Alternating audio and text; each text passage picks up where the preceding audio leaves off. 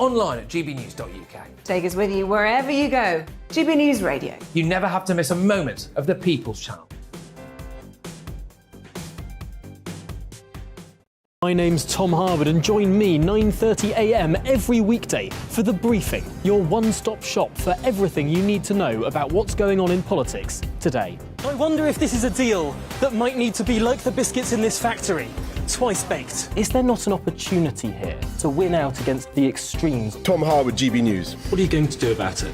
Things should have been done differently, and they certainly are being done differently. Don't miss it. The Briefing with me, Tom Harwood, 9:30 Monday to Friday on GB News. Hello, I'm Simon Evans. Join me on GB News for Headliners at 11 p.m, where I'll be joined by two of the country's top comedians as we take a look at tomorrow's newspapers tonight. If it's a big story, we'll be covering it, I guarantee, but we'll also have some fun along the way. That's GB News Headliners at 11 p.m. We won't put you to sleep, unlike some of the other paper review shows out there. So join us, 11 p.m, 7 nights a week.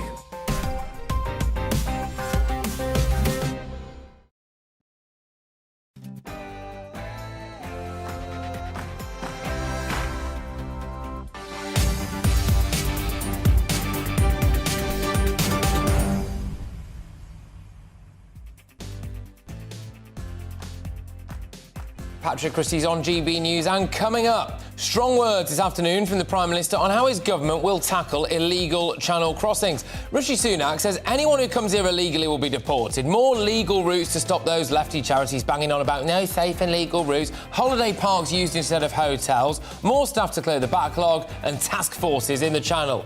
Bosh. If you enter the UK illegally, you should not be able to remain here.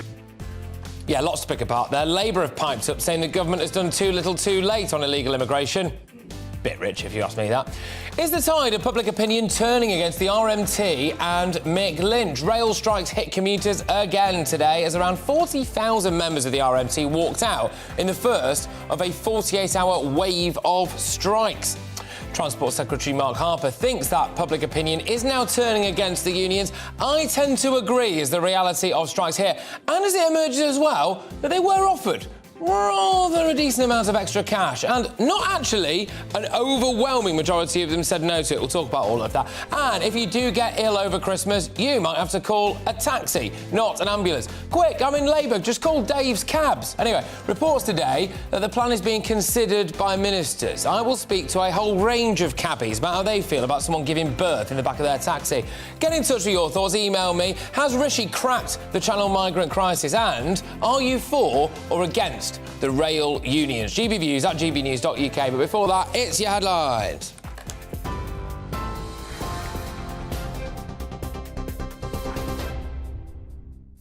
Thanks, Patrick. 3:01, here's the latest from the GB Newsroom. The Prime Minister has announced plans to eliminate the backlog of asylum claims by the end of 2023 and return up to 13,000 Albanians to their home country. Rishi Sunak outlined new measures to prevent illegal migration, including embedding Border Force officers at Albania's Tirana airport. He also promised to halve the cost of housing migrants, relocating 10,000 from hotels to sites including disused holiday parks. Finally, he stressed that crystal-clear guidance will be given to caseworkers, stressing Albania's status as a safe country. We have sought and received formal assurances from Albania confirming they will protect genuine victims and people at risk of re-trafficking, allowing us to detain and return people to Albania with confidence and in line with the ECAT treaty. As a result of these changes, the vast majority of claims from Albania can simply be declared clearly unfounded. Well, Labour leader Sir Keir Starmer is not impressed. He says the Conservatives can't keep their promises. All of that has been said almost word for word before. The last time we had measures, the last time we had legislation. Plenty of newspaper headlines about wave machines, prison ships, fantasy islands, but no effective action. All designed to mask failure, to distract from a broken asylum system that can't process claims, can't return those with no right to be here, and can't protect our borders. Police have confirmed that 2 bodies have now been found close to where a fishing boat sank off the coast of Jersey last week. Larry Simeon and Jervis Baligat were crew members on board the Lacombe 2, which sank after colliding with a cargo ship in the early hours of Thursday morning. Their boat was being skippered by Michael McKelly. All 3 died. Jersey Police says they're continuing a 24/7 search and rescue operation. Still in Jersey, and police say they suspect gas was behind an explosion at a block of flats in St Helier on Saturday morning. Earlier, it was confirmed that the death toll has now risen to 7. However, the island's police chief says 2 people are still missing. Police investigating the death of a child in 2020 are searching the garden of a house in Handsworth after receiving information about possible human remains. A man and a woman were arrested last Friday, and both have now been charged with neglect.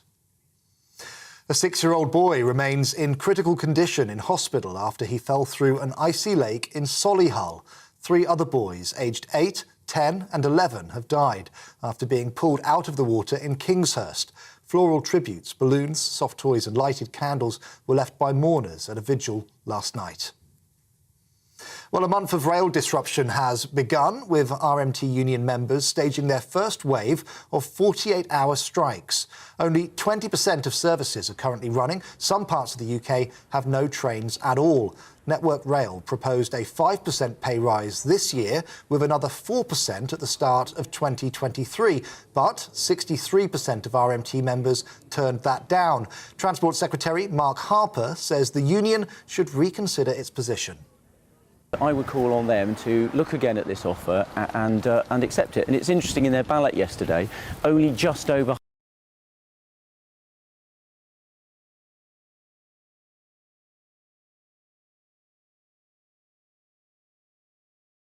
in favour of it. So I think the tide is turning on people seeing that the offers we've made are reasonable, taking into account both the travelling public but also the interests of taxpayers.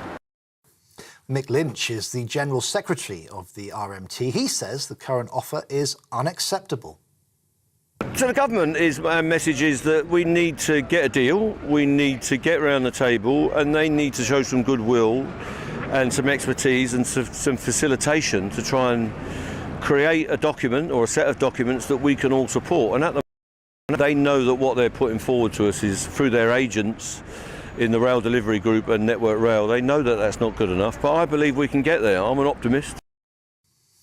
And snow and ice weather warnings have been extended across the UK after the record for the coldest night of the year was broken for the 2nd night in a row.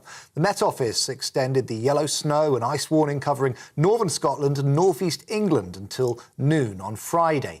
Aberdeenshire was the coldest place in the UK for the last 2 nights, recording a low of minus 17 degrees, breaking the record of minus 15 for the night before. You're watching GB News. We'll bring you more as it happens. Now let's get back to Patrick.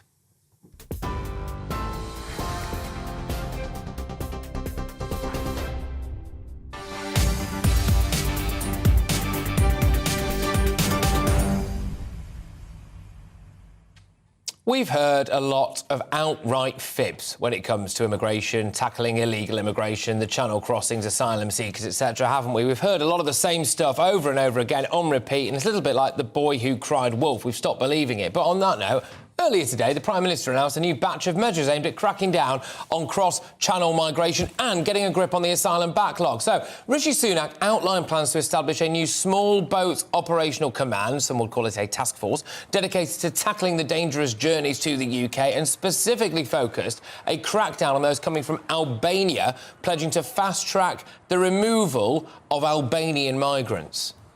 He will embed Border Force officers in Tirana Airport for the first time ever, helping to disrupt organised crime and stop people coming here illegally. Second, we will issue new guidance for our caseworkers to make it crystal clear that Albania is a safe country. Third, one of the reasons we struggle to remove people is because they unfairly exploit our modern slavery system.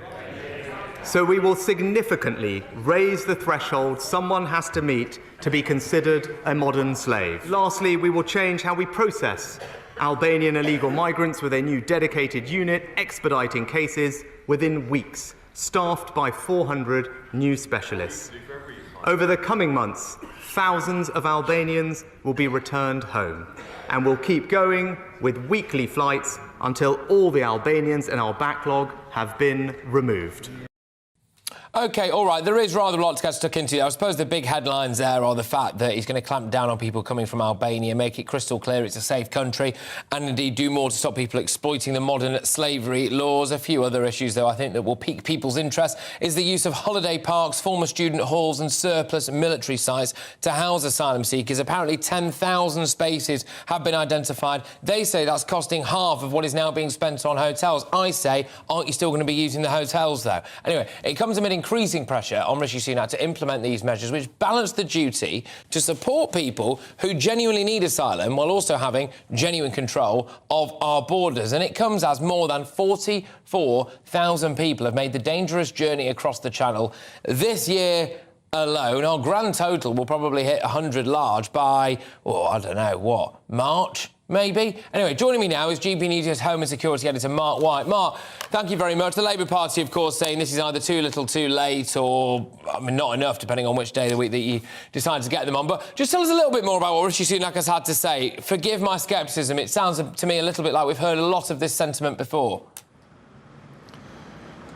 Well, that's exactly what Keir Starmer was saying in his reply to the Prime Minister, that much of what has been said he has heard almost word for word. And I have to agree with that, with Sir Keir Starmer there, in much of what has been said. If you look at the issue around the returns agreement with Albania, well, that was actually first agreed in July of 2021.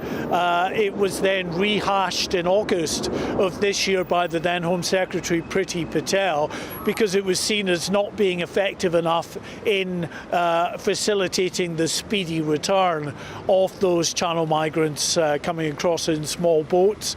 But no sooner was it re-announced, then they reined that in again, and the Home Office had to rethink that policy because it was facing a challenge in the High Court, a judicial review that was going to be brought by one of the charities, Care for Cali, because effectively the policy would have meant that if you come from Albania, unlike any other country in the world, you would be denied the opportunity to claim asylum. That the charity felt they had a very strong case to argue before the courts. Clearly the Home Office lawyers felt the same because they backtracked on that policy. So it will be interesting to see what they have now done in terms of amending that policy to give them the confidence that they can actually fast-track the removal of Albanians back to Tirana without it being challenged in the courts, Patrick.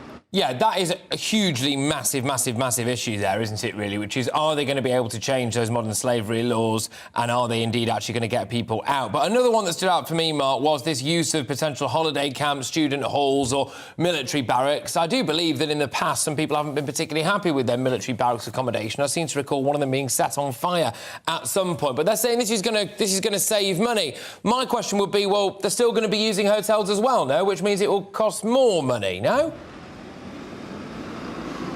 Well, it's certainly going to cost money, there's no doubt about it, significant amounts of money. But again, Patrick, we've been here before, haven't we? Because the previous Home Secretary, Priti Patel, announced as part of the Rwanda policy as well that one thing that she was going to introduce to try to cut down on the reliance of hotels was housing more asylum seekers in bigger accommodation that purpose-built or at least refurbished with the ability to hold asylum seekers rather than hotels. So they chose one particular place called Linton-on-Ouse, and the former RAF base up in Linton-on-Ouse in Yorkshire. Well, that created such a stink, understandably, up in the village there, which has a population of about 500, and that population was set to treble with the number of asylum seekers who were going to be housed there, who would have been free to come and go around around the base, that they were up in arms about that. The local council was in the process of taking the Home Office to the court, and the Home Office backtracked on that particular policy. So it's fine to say that they've got holiday parks or student accommodation or former military bases. Will they be able to see through the implementation of that policy and to open these places to asylum seekers, or will they be challenged in the courts and dropped along the way? We just don't know. As I say, it will have to be borne out in the fullness of time, but time has told us time and again that many of the policies that the government has come up with have just not been successful. Yeah, Mark, thank you very much. As ever, Mark White, there, our Home and Security editor. Very quick bullet point list, because I'm going to be talking shortly anyway to Lee Anderson, Conservative MP for Ashfield, on this issue, and I would like to put some of your emails to him. New small boats, operational command to bring agencies together in the Channel, a task force, as it were. Extra resources freed up to increase the number of raids carried out by immigration officers. These holiday parks and former student halls and military bases, as Mark was saying there, to be used instead of hotels to save money in hotels, probably as well as hotels.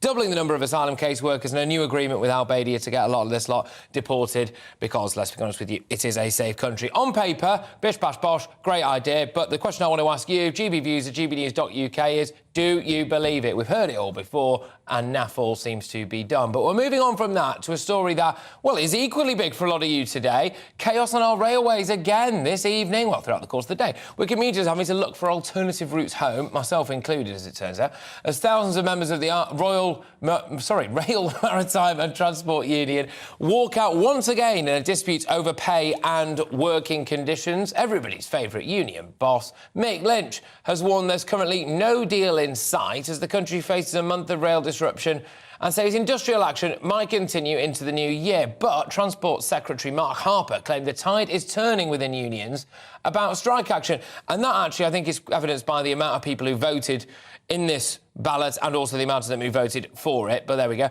I've been asking people today if they support the rail strikes. StandRail, the rail workers, have taken this step because I think they've been deprived of decent pay for such a long time. And the cost of living's got so high, how can they possibly afford to...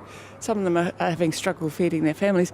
Yes, it's inconvenient, but if people don't stand behind them, there's always going to be this deadlock, and I don't understand why the government and the rail companies aren't actually getting together with them and trying to move forward. On the railways, no sympathy at all. Why not? I think the union leaders are Luddites. They don't want progress, they don't want change, they don't want to improve productivity. And also, they're not poor, are they? These guys are on £40,000 to £60,000 a year, and it's not those people that should be striking for more money, it's the ones who are on really low wages. Do you think that the tide of public opinion is turning? I believe it is. I think there were some statistics a few days ago. I think most people, well, the majority of people are against the strikes now. Yeah. What Mick Lynch would say is, you don't care about ordinary working people. Well, I do.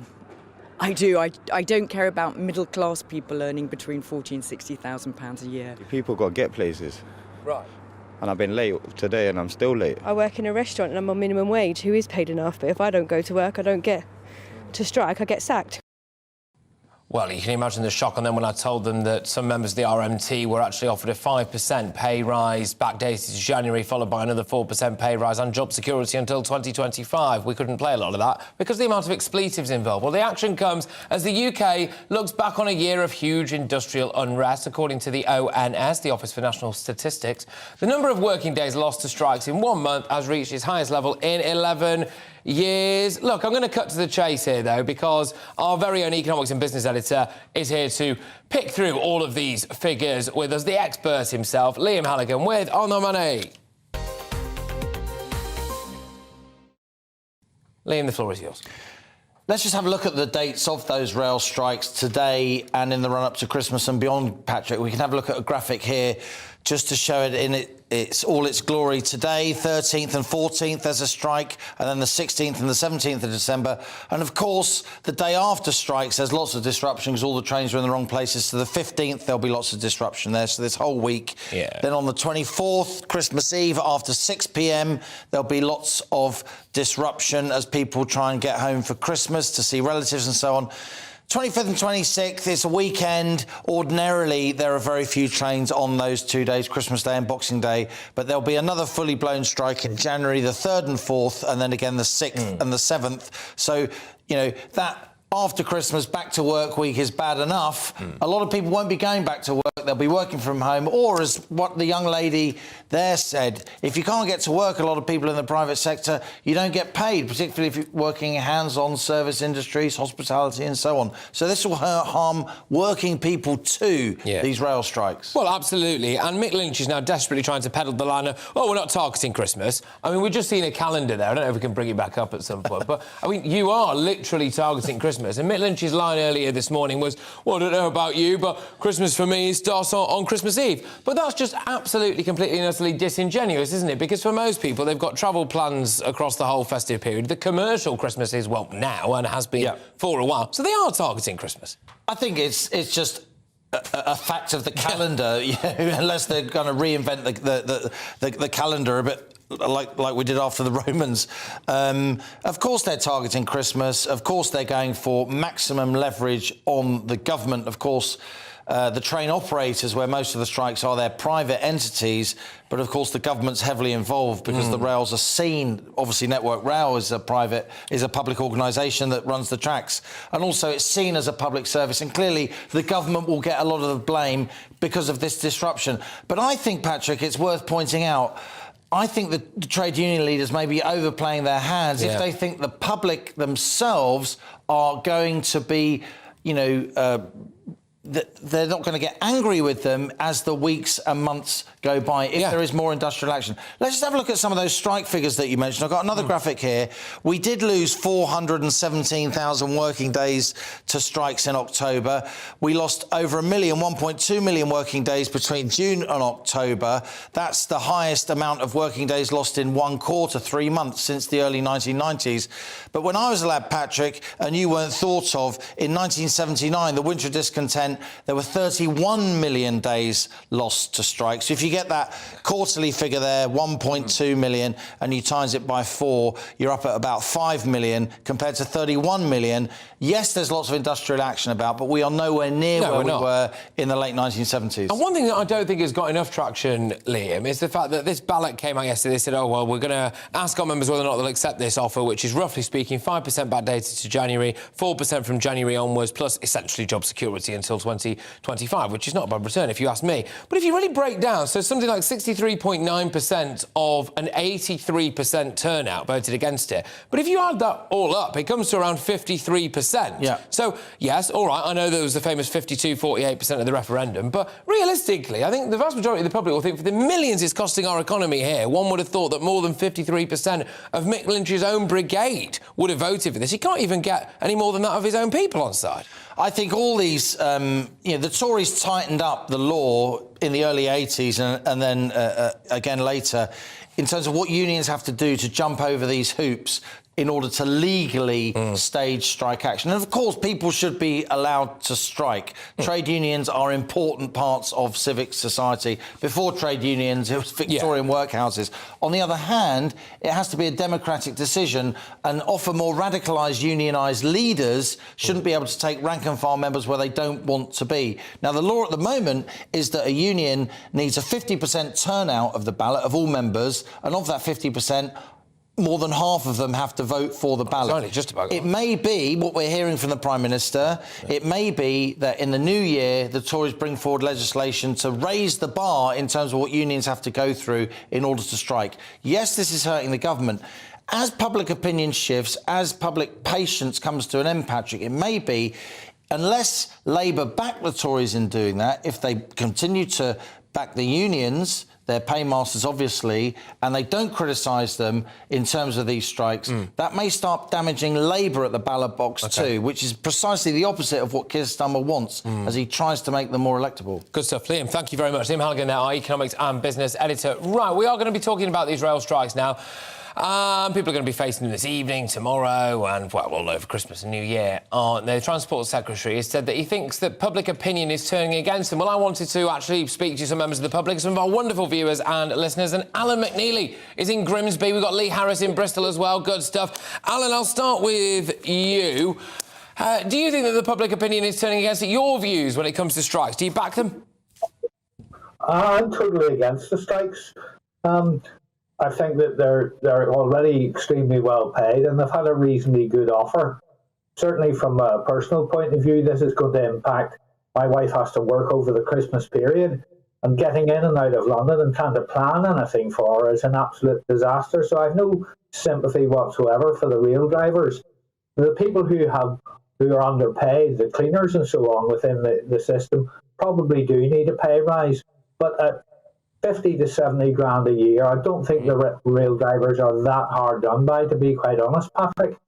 That's fair enough. And Lee, I'll throw it over to you now. Your views. Do you think that public opinion is shifting? Where are you on the strike action by the RMT? I think public opinion is shifting. Whether I agree with their reasons or not, I do. I believe. I agree with what Liam Halligan was saying. I do believe in the right for people to withdraw their labour, excluding certain key areas. But what we're seeing here is different. This is a coordinated attack by the unions. That's, almost a general strike in anything but name. They're a bunch of unreasonable, selfish, archaic, far-left Marxists that are hell-bent on bringing down the government. And they don't care who gets hurt in the process. They give the Labour Party, as we know, millions. And they just want the Tories out so they can control the Labour Party. It's as simple as that. I'll tell you what. Economic. Just on that, Lee. I'll tell you what, Lee. Next time you come on, make sure you tell us what you really think. I just want one more quick one from each of you, if that's all right. Alan, what Mick Lynch might well say is that why aren't you on the side of workers? You're parroting the right-wing media here. They want you to be against these strikes so that the Tories and their mates can make a load of money. Are you on the side of workers, Alan? Well, I think Mick Lynch let the cat out of the bag, didn't he, when he said it was all about bringing down the government. There's one thing to strike to support your workers. It's another thing to have a political agenda to try and unseat the government. And Mick Lynch has said as much publicly on record. So I've got no sympathy for Mick Lynch and his cronies whatsoever. OK, Alan, thank you. Lee, final word over to you then. Yeah, are you not on the side of workers either? Because, these people are just after a pay rise, aren't they? I think being against the strike is being on the side of the workers. From an economic point of view, the timing of this just couldn't be worse. We've just had a defeatist, recession-embracing Labour budget from Hunt, and now we're teetering on the edge of a recession. It literally couldn't happen at a worse time. There's loads of businesses that heavily rely on footfall over Christmas, and anything that sort of attempt to disrupt that, it's going to potentially put people out of business, and people are going to lose their jobs. And this is going to affect lower and middle income earners the most. People are already hurting from this cost of living crisis. Some people could lose their jobs. It's just bang out of order, Patrick. I think the scale of the economic cost of this is vast. And if they think that actually they're going to get away with it and the government's going to cave in, I actually do wonder whether or not they've really, really overplayed their hand here, and that there was a wave of public support at one point, but now people have not got used to the cost of living crisis, because we, by definition, won't get used to it. It's awful for people. But I think now people are starting, as the months go on, to look at their own bank accounts and think, well, actually, hang on a minute, I'm in the proverbial as well. I don't necessarily want to be paying more for you guys. Look, thank you very much, both of you. I really enjoyed that. I think it's only a matter of time before we have the Alan and Lee show here on GB News. I'd love to see that. That would be great.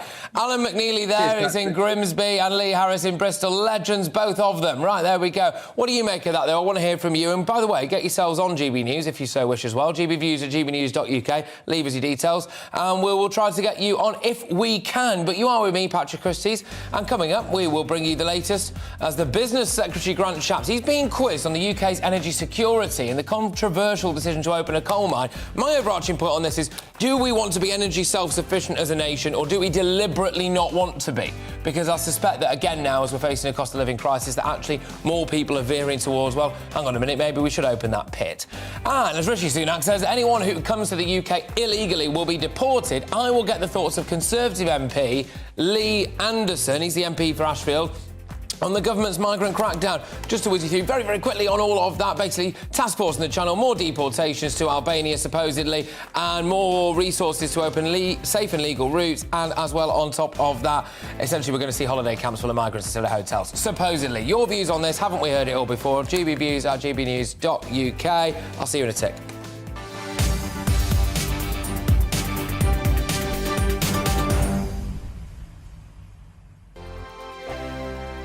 Monday to Thursday, 9 p.m. till 11 p.m. Join me, Dan Wootton. I'll bring you the sharpest takes and hottest debates. Do you not believe in prison? I don't believe in prisons. I'm completely stunned. I guarantee you there'll be no spin, no bias, no censorship. I actually was personally quite offended by it. And no reason to go to bed. So I guess they've always been quite woke. That's Dan Wootton tonight on TV, radio and online. Monday to Thursday from 9 p.m. till 11 p.m. on GB News. The People's Channel, Britain's news channel. Every morning from 6 o'clock, we'll wake you up with GB News Breakfast with all the stories you didn't know from the night before. So whether it's serious news, entertainment, or your own views from all over our great nation, we're here to kick off your day with a smile. And the national media should be reflecting and reporting what's happening here. You will notice the northwestern accents. Whether you're with us on TV, radio or online, every morning, it's breakfast from 6 a.m. Hope you can join us. Join me every Sunday at 6 p.m. for Gloria Meets. In exclusive interviews, I'll be finding out who our politicians really are and what they really think. It's something that you would never want anyone to suffer. I didn't know what channels there were. I didn't think I'd be believed. I must have weighed about 7 stone and I'm 5'8". My instincts was to sort of cover this up. I mean, clearly that was a mistake. Join me every Sunday at 6 p.m. on GB News, the People's Channel, Britain's news channel. Hello there, it's Eamon Holmes here from Breakfast on GB News. We're not just on your television and your screens, you know. We're on DAB plus digital radio, so you can listen to your favourite shows on the move. If you've not yet listened to GB News Radio, it's very simple. We're on your radio player and TuneIn apps, on your smart speaker, phone or tablet, or online at gbnews.uk. Take us with you wherever you go. GB News Radio. You never have to miss a moment of the People's Channel. My name's Tom Harwood and join me 9:30 a.m. every weekday for The Briefing, your one-stop shop for everything you need to know about what's going on in politics today. I wonder if this is a deal that might need to be like the biscuits in this factory, twice baked. Is there not an opportunity here to win out against the extremes? Tom Harwood, GB News. What are you going to do about it? Things should have been done differently, and they certainly are being done differently. Don't miss it. The Briefing with me, Tom Harwood, 9:30 Monday to Friday on GB News. Hello, I'm Simon Evans. Join me on GB News for Headliners at 11 p.m, where I'll be joined by 2 of the country's top comedians as we take a look at tomorrow's newspapers tonight. If it's a big story, we'll be covering it, I guarantee, but we'll also have some fun along the way. That's GB News Headliners at 11 p.m. We won't put you to sleep, unlike some of the other paper review shows out there. So join us, 11 p.m, 7 nights a week.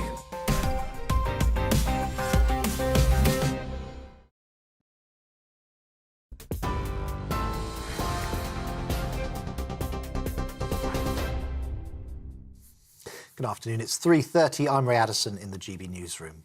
The Prime Minister is facing criticism from human rights organisations after he announced plans to return up to 13,000 Albanians to their home country. Rishi Sunak is being accused of treating asylum seekers like criminals after he also promised to eliminate the asylum claims backlog by the end of next year. He also detailed plans to halve the cost of housing migrants, relocating 10,000 from more costly hotels to sites including disused holiday parks.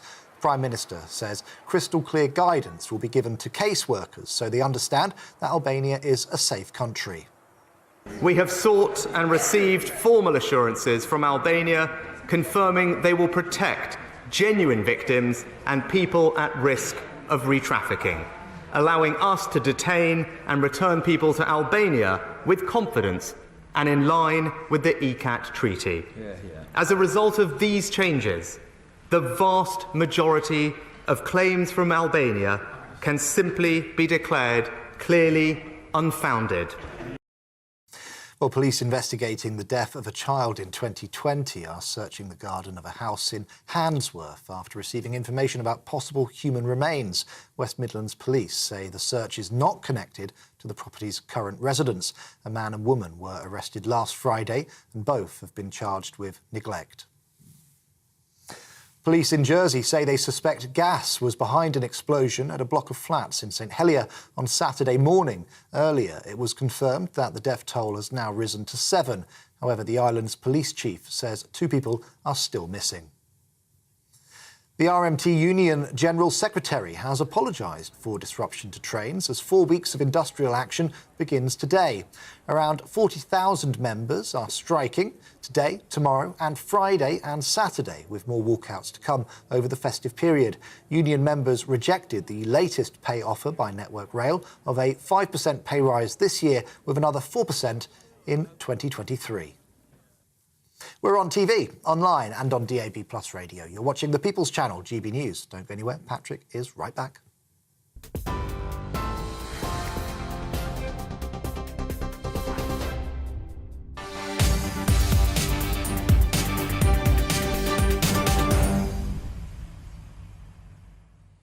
Yes, well, Business Secretary Grant Shapps is currently being questioned by the Business, Energy and Industrial Strategy Committee, which, I mean, doesn't sound too riveting, but it is, I promise you. They've been discussing everything from the record high economic inactivity to public sector pay to energy prices being hiked by Putin's war in Ukraine. And it comes following last week's controversial announcement of government approval for the UK's first new deep coal mine for 30 years, which will be located in Cumbria.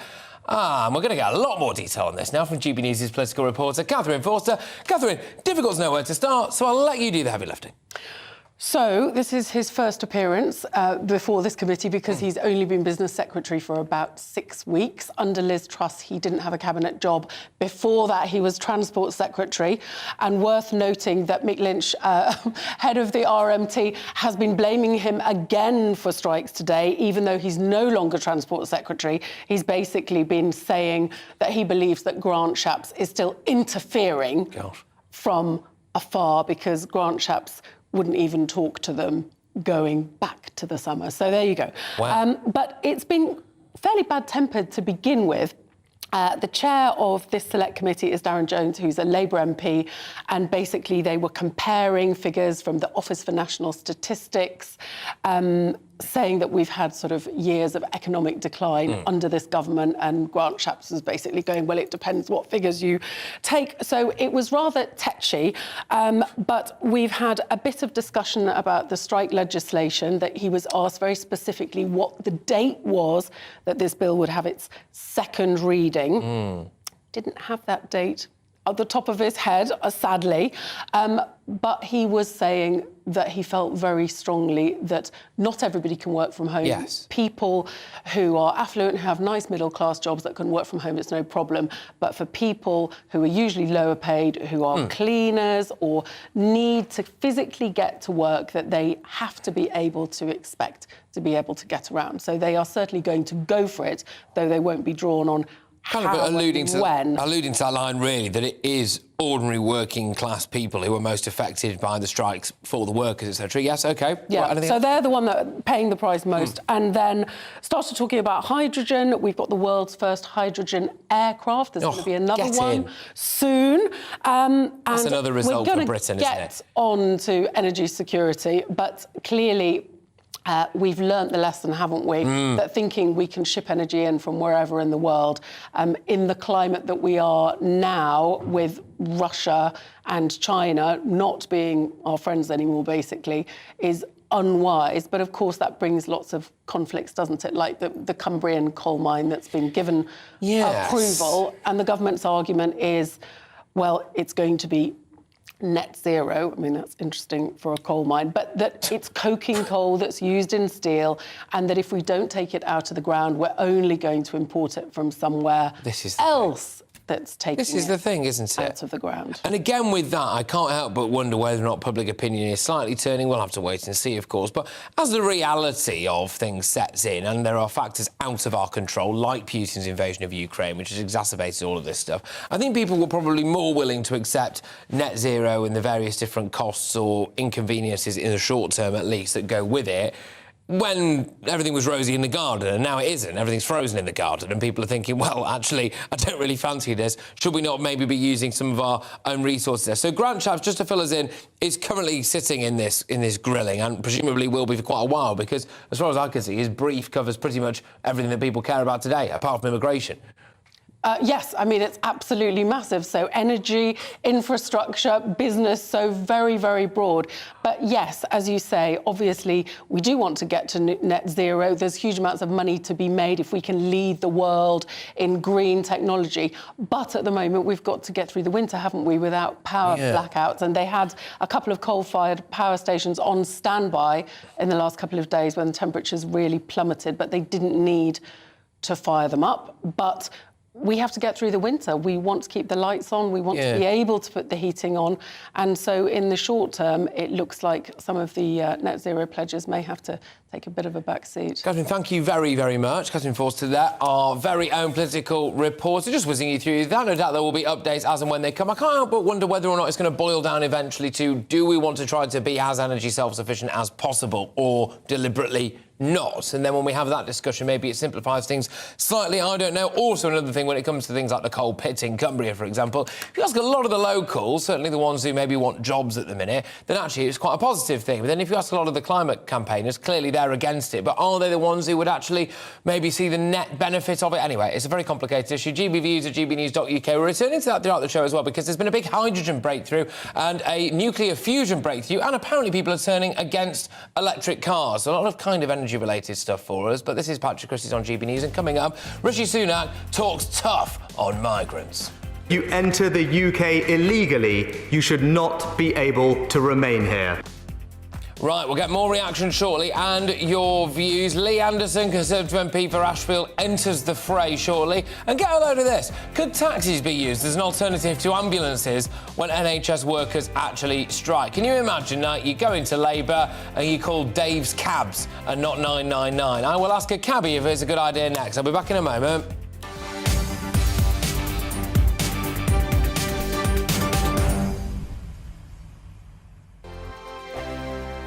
We are GB News, and we'd like to say thank you to each and every one of you for bringing us your conversations, for helping our great nation find its voice. We are here for you on radio, television, and online, across England, Scotland, Wales, and Northern Ireland. It's not the BBC, you actually get your facts right. We are proud to be GB News, the People's Channel, Britain's news channel. Hi there, it's Stephen and Anne.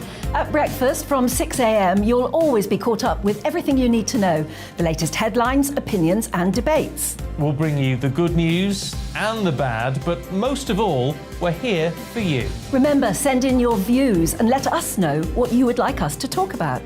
That's because we're your news channel. And every morning at 6 a.m, it's breakfast on GB News.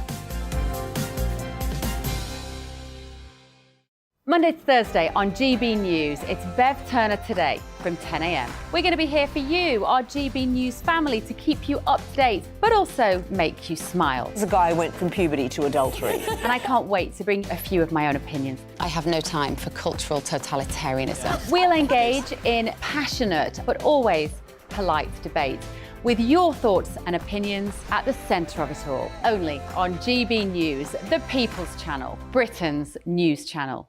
Join me, Nana Akue, Saturday and Sunday afternoons on GB News. Expect fiery debate and passionate discussion as me and my panel tackle some of the biggest topics hitting the headlines. It's a place for everyone's opinion. No one gets cancelled, but no one gets an easy ride. Oh, she's on it today! Be ready for conversations that are fierce, frank, and of course, fun. Every Saturday and Sunday afternoon from 4 p.m. on GB News, the People's Channel. Join my show Farage, 7 p.m. till 8 p.m. Monday through Thursday, and there you will get opinion, analysis, debate, and I'll cover stories that nobody else dares to touch. You've been cancelled. Join the club. Oh my goodness me. And then for the last 15 minutes, talking pints. We're over a drink. We have a civilised conversation with someone. We very often disagree, but we do it in a grown-up way. Come and join me on Farage.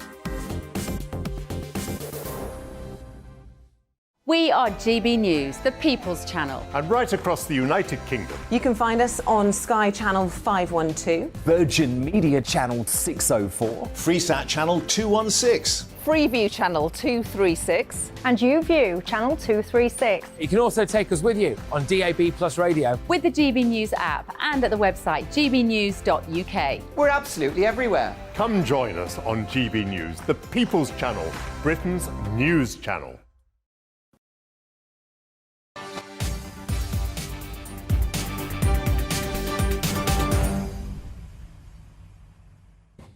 OK, so we've potentially got the army standing in for Border Force staff, but get this, taxi firms might be block booked to cover for ambulance drivers. Health Minister Will Quince has said that taxis could be offered to lower-risk patients known as Category 3 or 4, which often include elderly patients who have suffered a fall. However, the government has stated that it remains an NHS trust-level decision whether to task cabbies with driving people in emergency situations. Joining me now is Grant Davies, who's a cab driver and also the chair of the London Cab Drivers Association. Yes, good man. Great to have you back on the show. How do you feel about someone giving birth in the back of your cab? I think it'd be great. I mean, for years and years, you've seen Black Eyes, can't you? For years and years, black cabs in London have been called the fourth emergency service. You know, every taxi is wheelchair accessible, hearing loops, grab handles. The disability is built into the DNA of the vehicle. And when we had COVID, I personally used to write to the government, Hancock, and say to him, you've got thousands and thousands of licensed black cabs not working. You're telling us the NHS is overwhelmed. People need to come into hospital. Use us. You know, arrange contracts where taxi drivers, there you go, one of my own, where taxi drivers can bring in passengers to and fro from hospital. We are here, willing and able, but I think at the end of it, during COVID, it all come down to what they was listening to with their paymasters at Uber, unfortunately, and wanted to use.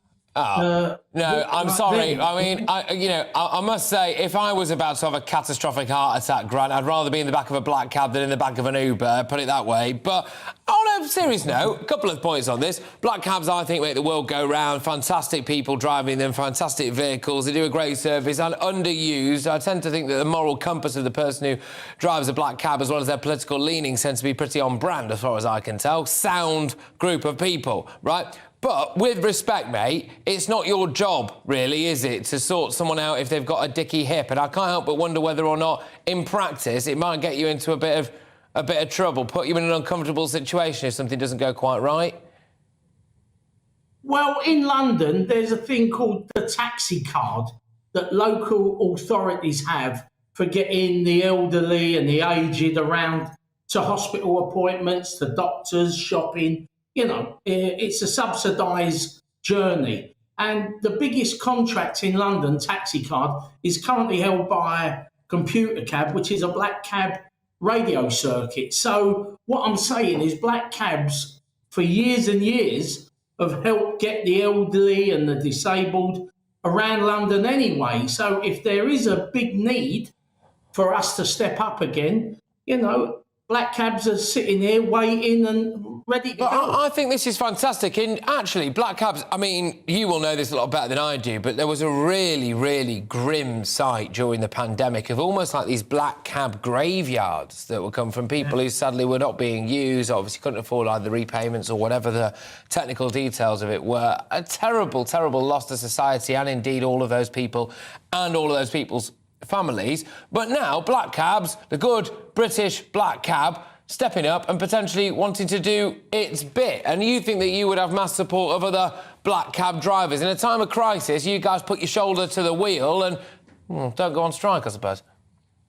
Well, you've only got to look at Remembrance Sunday, doing the free shuttles for the old war veterans and disabled soldiers to get them to the cenotaph. Listen, the biggest thing about the cab trade is we don't like to bang our own drum, but listen, like you said, black cabs, we've been in London over 300 years. We're part of London. We're great fellas and ladies. And look, we're here to help. If you need us, you know, thank God Matt Hancock's out of government. That's all I can say. But if you need us, get in touch and we'll get you out of this hole. OK, good stuff. And, I mean, look, I think this is fantastic in a sense, but have you, just out of interest, are most black cab drivers medically trained? I don't know.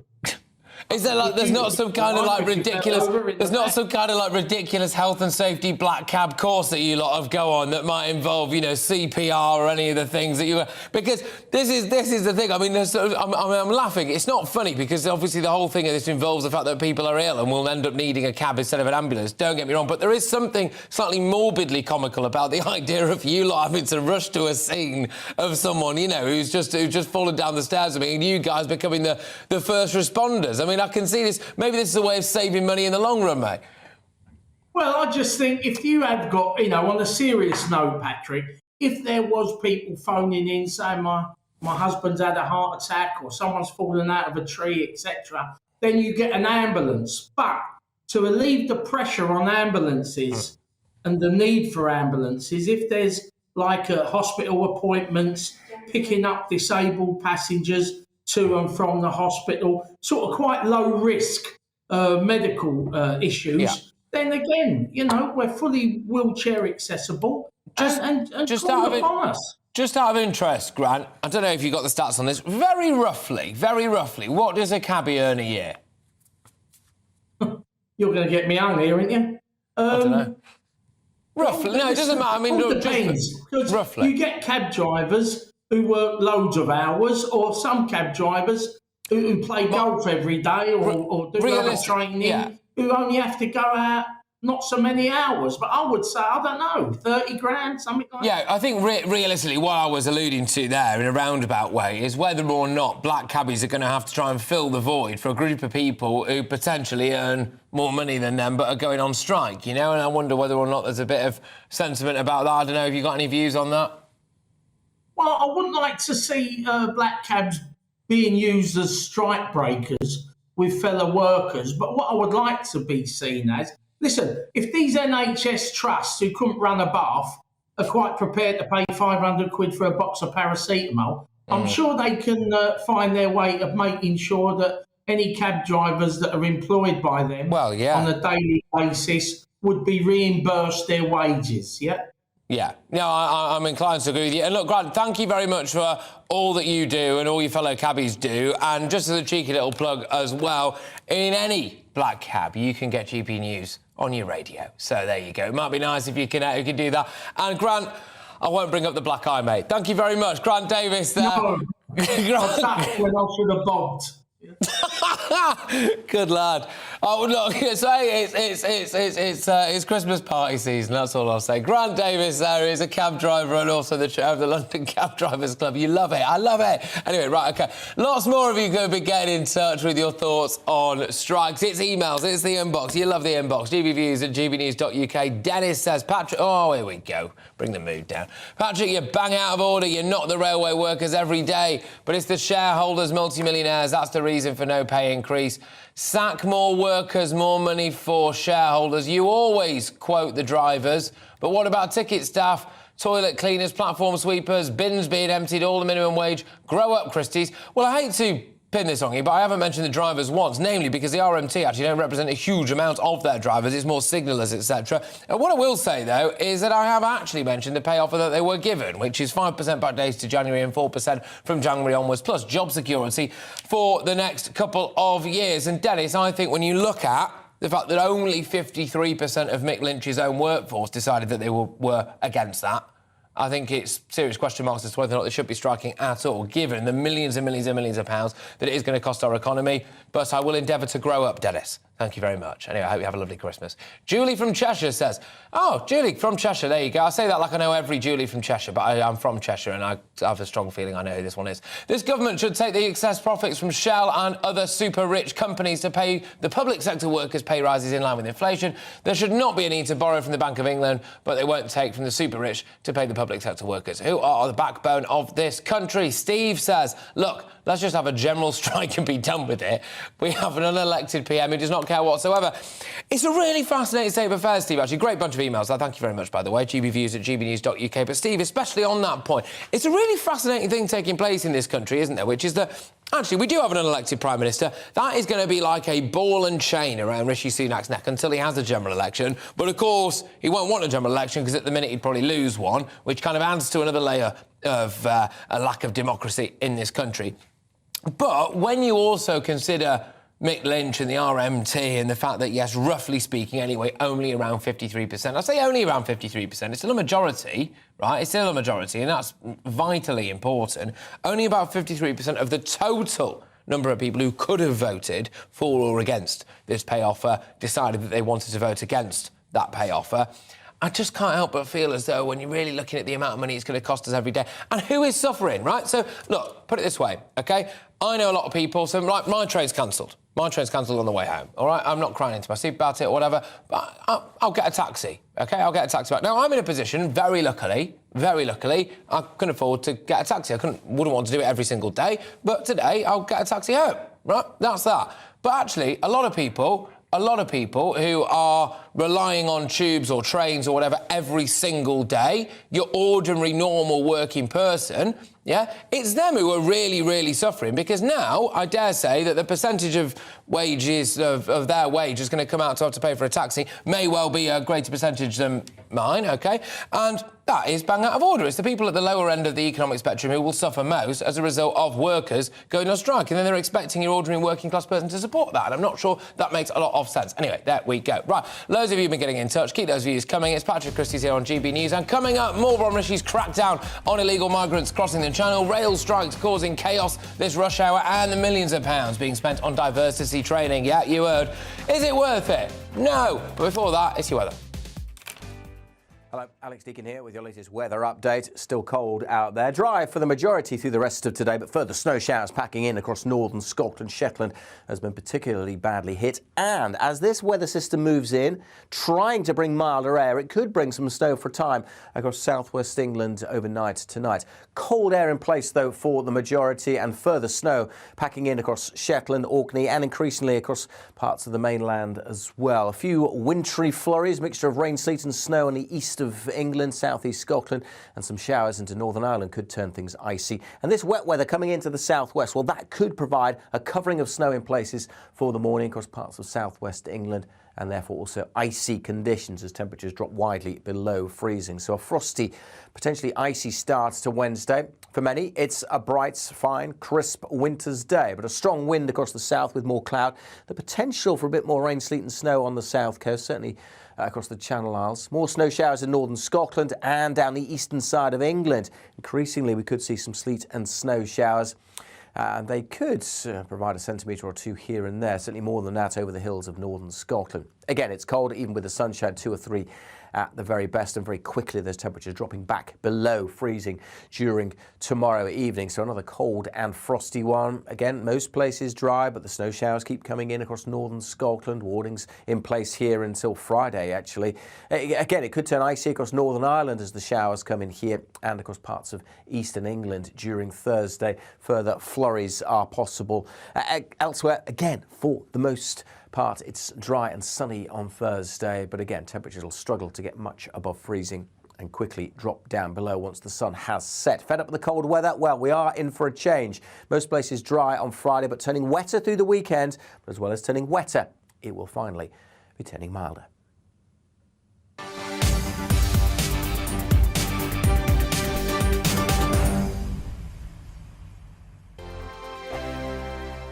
Monday to Thursday nights on GB News. At 6, it's Dubes & Co. 7 o'clock, Farage. At 8, join Mark Stein. And at 9, Dan Wootton Tonight, followed by Headliners. On TV, radio and online, this is GB News. Here on GB News Live, we'll be keeping you in the picture, finding out what's happening across the country and finding out why it matters to you. We'll have the facts fast with our team of reporters and specialist correspondents. Wherever it's happening, we'll be there from 12 noon on TV, radio and online. GB News, the People's Channel, Britain's news channel. Hello, I'm Michelle Dewberry and you can join me every weekday 6 till 7 on Jubes and Kerr. Me and my panel will get stuck right into the day's events and I can tell you, in fact, I can warn you, expect some robust debates, some strong opinions and perspectives from both sides of the fence. It's about you at home as well. I love to read out all of your comments, or at least as many as I can. So join me, Michelle Dewberry, Monday to Friday, 6 till 7 on Jubes and Kerr. We are GB News, the People's Channel. Why not take us home with you by visiting the GB News shop at gbnews.store. You'll find all the official merchandise, a really good present actually for yourself, your friends or your family. We ship across the UK mainland at no extra cost. GB News, the People's Channel. I'm Mark White. As GB News Home and Security Editor, I cover those key issues that are so important to you. Our authorities, our communities doing all they can to combat violent crime. With the public services under unbearable strain, why are we still failing to control our borders? Defence, the first priority of any government, has been continually hollowed out. Can we trust our politicians to protect the armed forces? Join me, Mark White, on GB News. We are GB News, right across the nation. You can get us on television, on radio, on digital. We're absolutely everywhere. Amazing. You see, amazing. You remind me of me in the European Parliament. But here's the most important bit. We are not part of the mainstream establishment. We think and speak just like you do. We are the People's Channel. Magnificent. That's really, really thoughtful. Come and join us on GB News, the People's News Channel.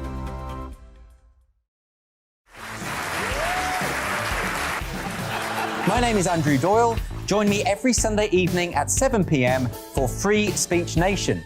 This is a show where we address current affairs and news stories of the week with the help of two wonderful comedian panellists. I brought in comics because I want to give it a lighter edge, and also they work for less.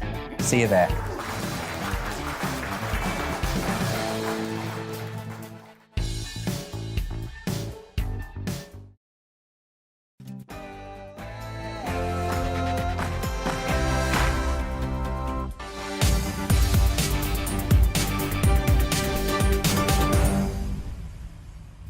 Welcome back, everybody. It's 4 p.m. This is GB News and I am Patrick Christys. Coming up this hour, Prime Minister Rishi Sunak has revealed fresh plans to crack down on channel crossings. If you enter the UK illegally, you should not be able to remain here. Yeah. Anyway, Rishi Sunak says the aim is to clear the backlog of UK asylum claims by the end of 2023. He'll launch a new dedicated unit, the Small Boats Operational Command.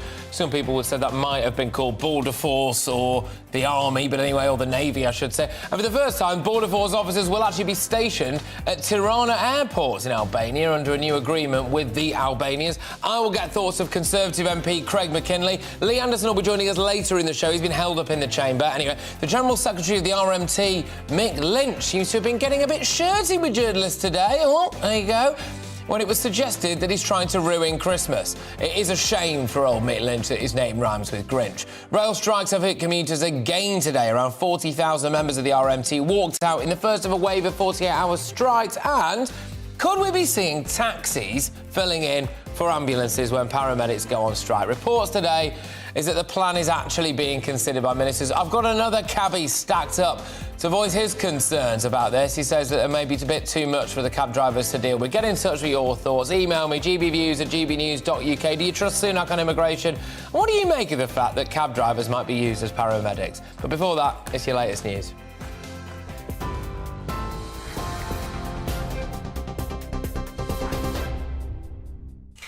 Patrick, thank you, and good afternoon to you. Our top story on GB News. The Prime Minister is facing criticism from human rights organisations after he announced plans to return thousands of Albanians to their home country. Rishi Sunak is being accused of treating asylum seekers like criminals after he also promised to eliminate the asylum claims backlog by the end of next year.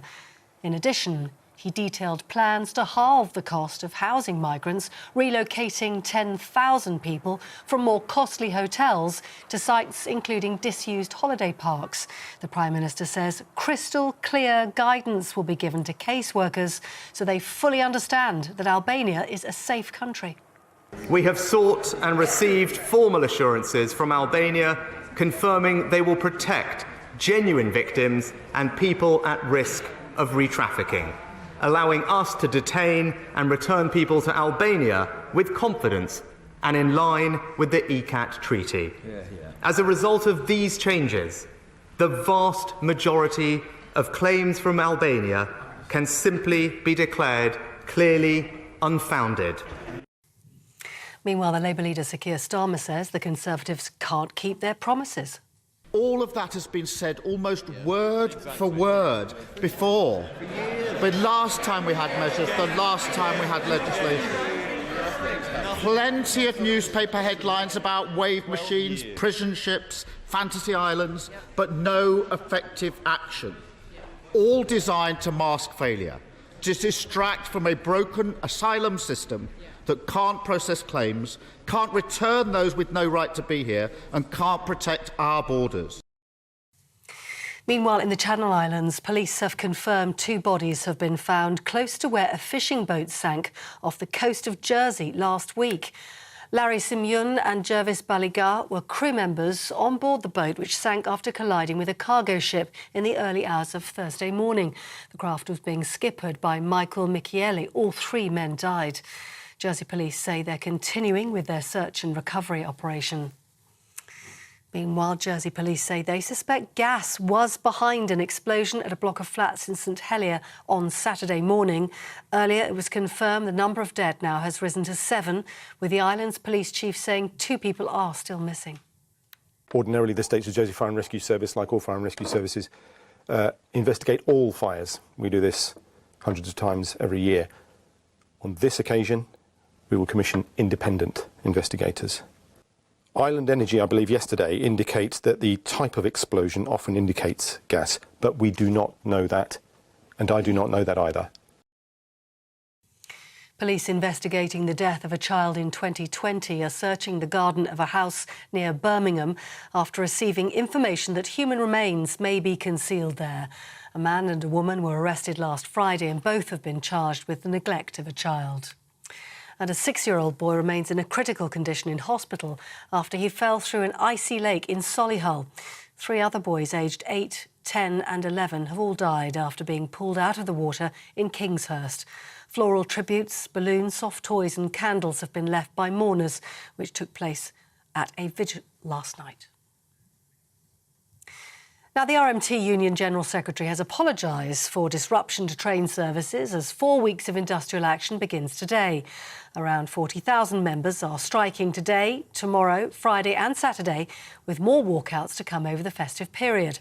Union members rejected the latest pay offer by Network Rail of a 5% pay rise this year, with another 4% pay rise in 2023. The Transport Secretary Mark Harper says the union should reconsider its position. I would call on them to look again at this offer and accept it. And it's interesting, in their ballot yesterday, only just over half of their workforce actually rejected it. Almost 40% of their workforce, even with a very clear instruction from their union leadership, actually voted in favour of it. So I think the tide is turning on people seeing that the offers we've made are reasonable, taking into account both the travelling public but also the interests of taxpayers. But Mick Lynch, who's the General Secretary of the RMT, says the current offer is unacceptable, but he is still optimistic. So the government's message is that we need to get a deal, we need to get around the table, and they need to show some goodwill and some expertise and some facilitation to try and create a document or a set of documents that we can all support. And at the moment, they know that what they're putting forward to us is through their agents in the rail delivery group and Network Rail, they know that that's not good enough, but I believe we can get there. I'm an optimist. Meanwhile, snow and ice weather warnings have been extended across the UK after the record for the coldest night of the year was broken for the second night in a row. The Met Office has extended a yellow snow and ice warning covering northern Scotland and north east England until noon on Friday. Aberdeenshire was the coldest place in the UK for the last 2 nights, recording a low of -17, breaking the record of -15 the night before. You're with GB News Morning as it happens. Now back to Patrick.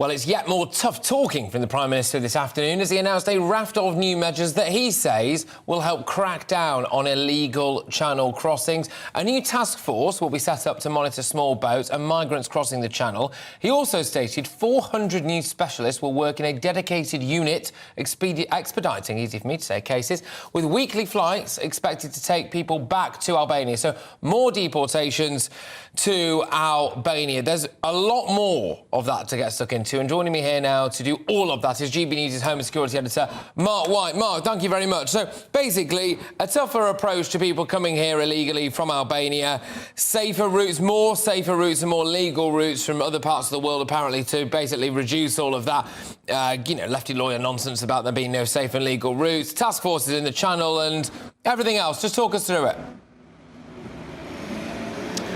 Yes, I mean, there's no doubt that Rishi Sunak has to be seen to be doing something to try to get on the front foot and address this crisis. He's been told by enough of his MPs in recent months that this is an issue of extreme concern for voters, that they really are concerned about how things will evolve in the months ahead and what that could mean for the Conservatives come the next election. So that's why we got this very significant package of measures, much of it, though, that we really have heard a lot of before, but it's been tweaked and repackaged and represented as something which he believes at least will have a significant effect on the number of people coming across the English Channel. And in particular, it is a lot of the policy aimed at Albanians, in the fact that the government believes that anyone coming from Albania should not be eligible for asylum. They're coming from a peaceful country and crossing several peaceful countries in Europe to get to the Channel to cross into the UK.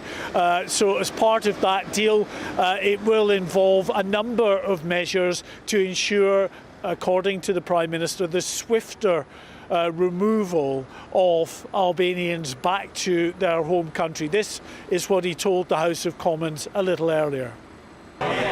So today I can announce a new agreement with Albania and a new approach. First, we will embed Border Force officers in Tirana Airport for the first time ever, helping to disrupt organised crime and stop people coming here illegally. Second, we will issue new guidance for our caseworkers to make it crystal clear that Albania is a safe country.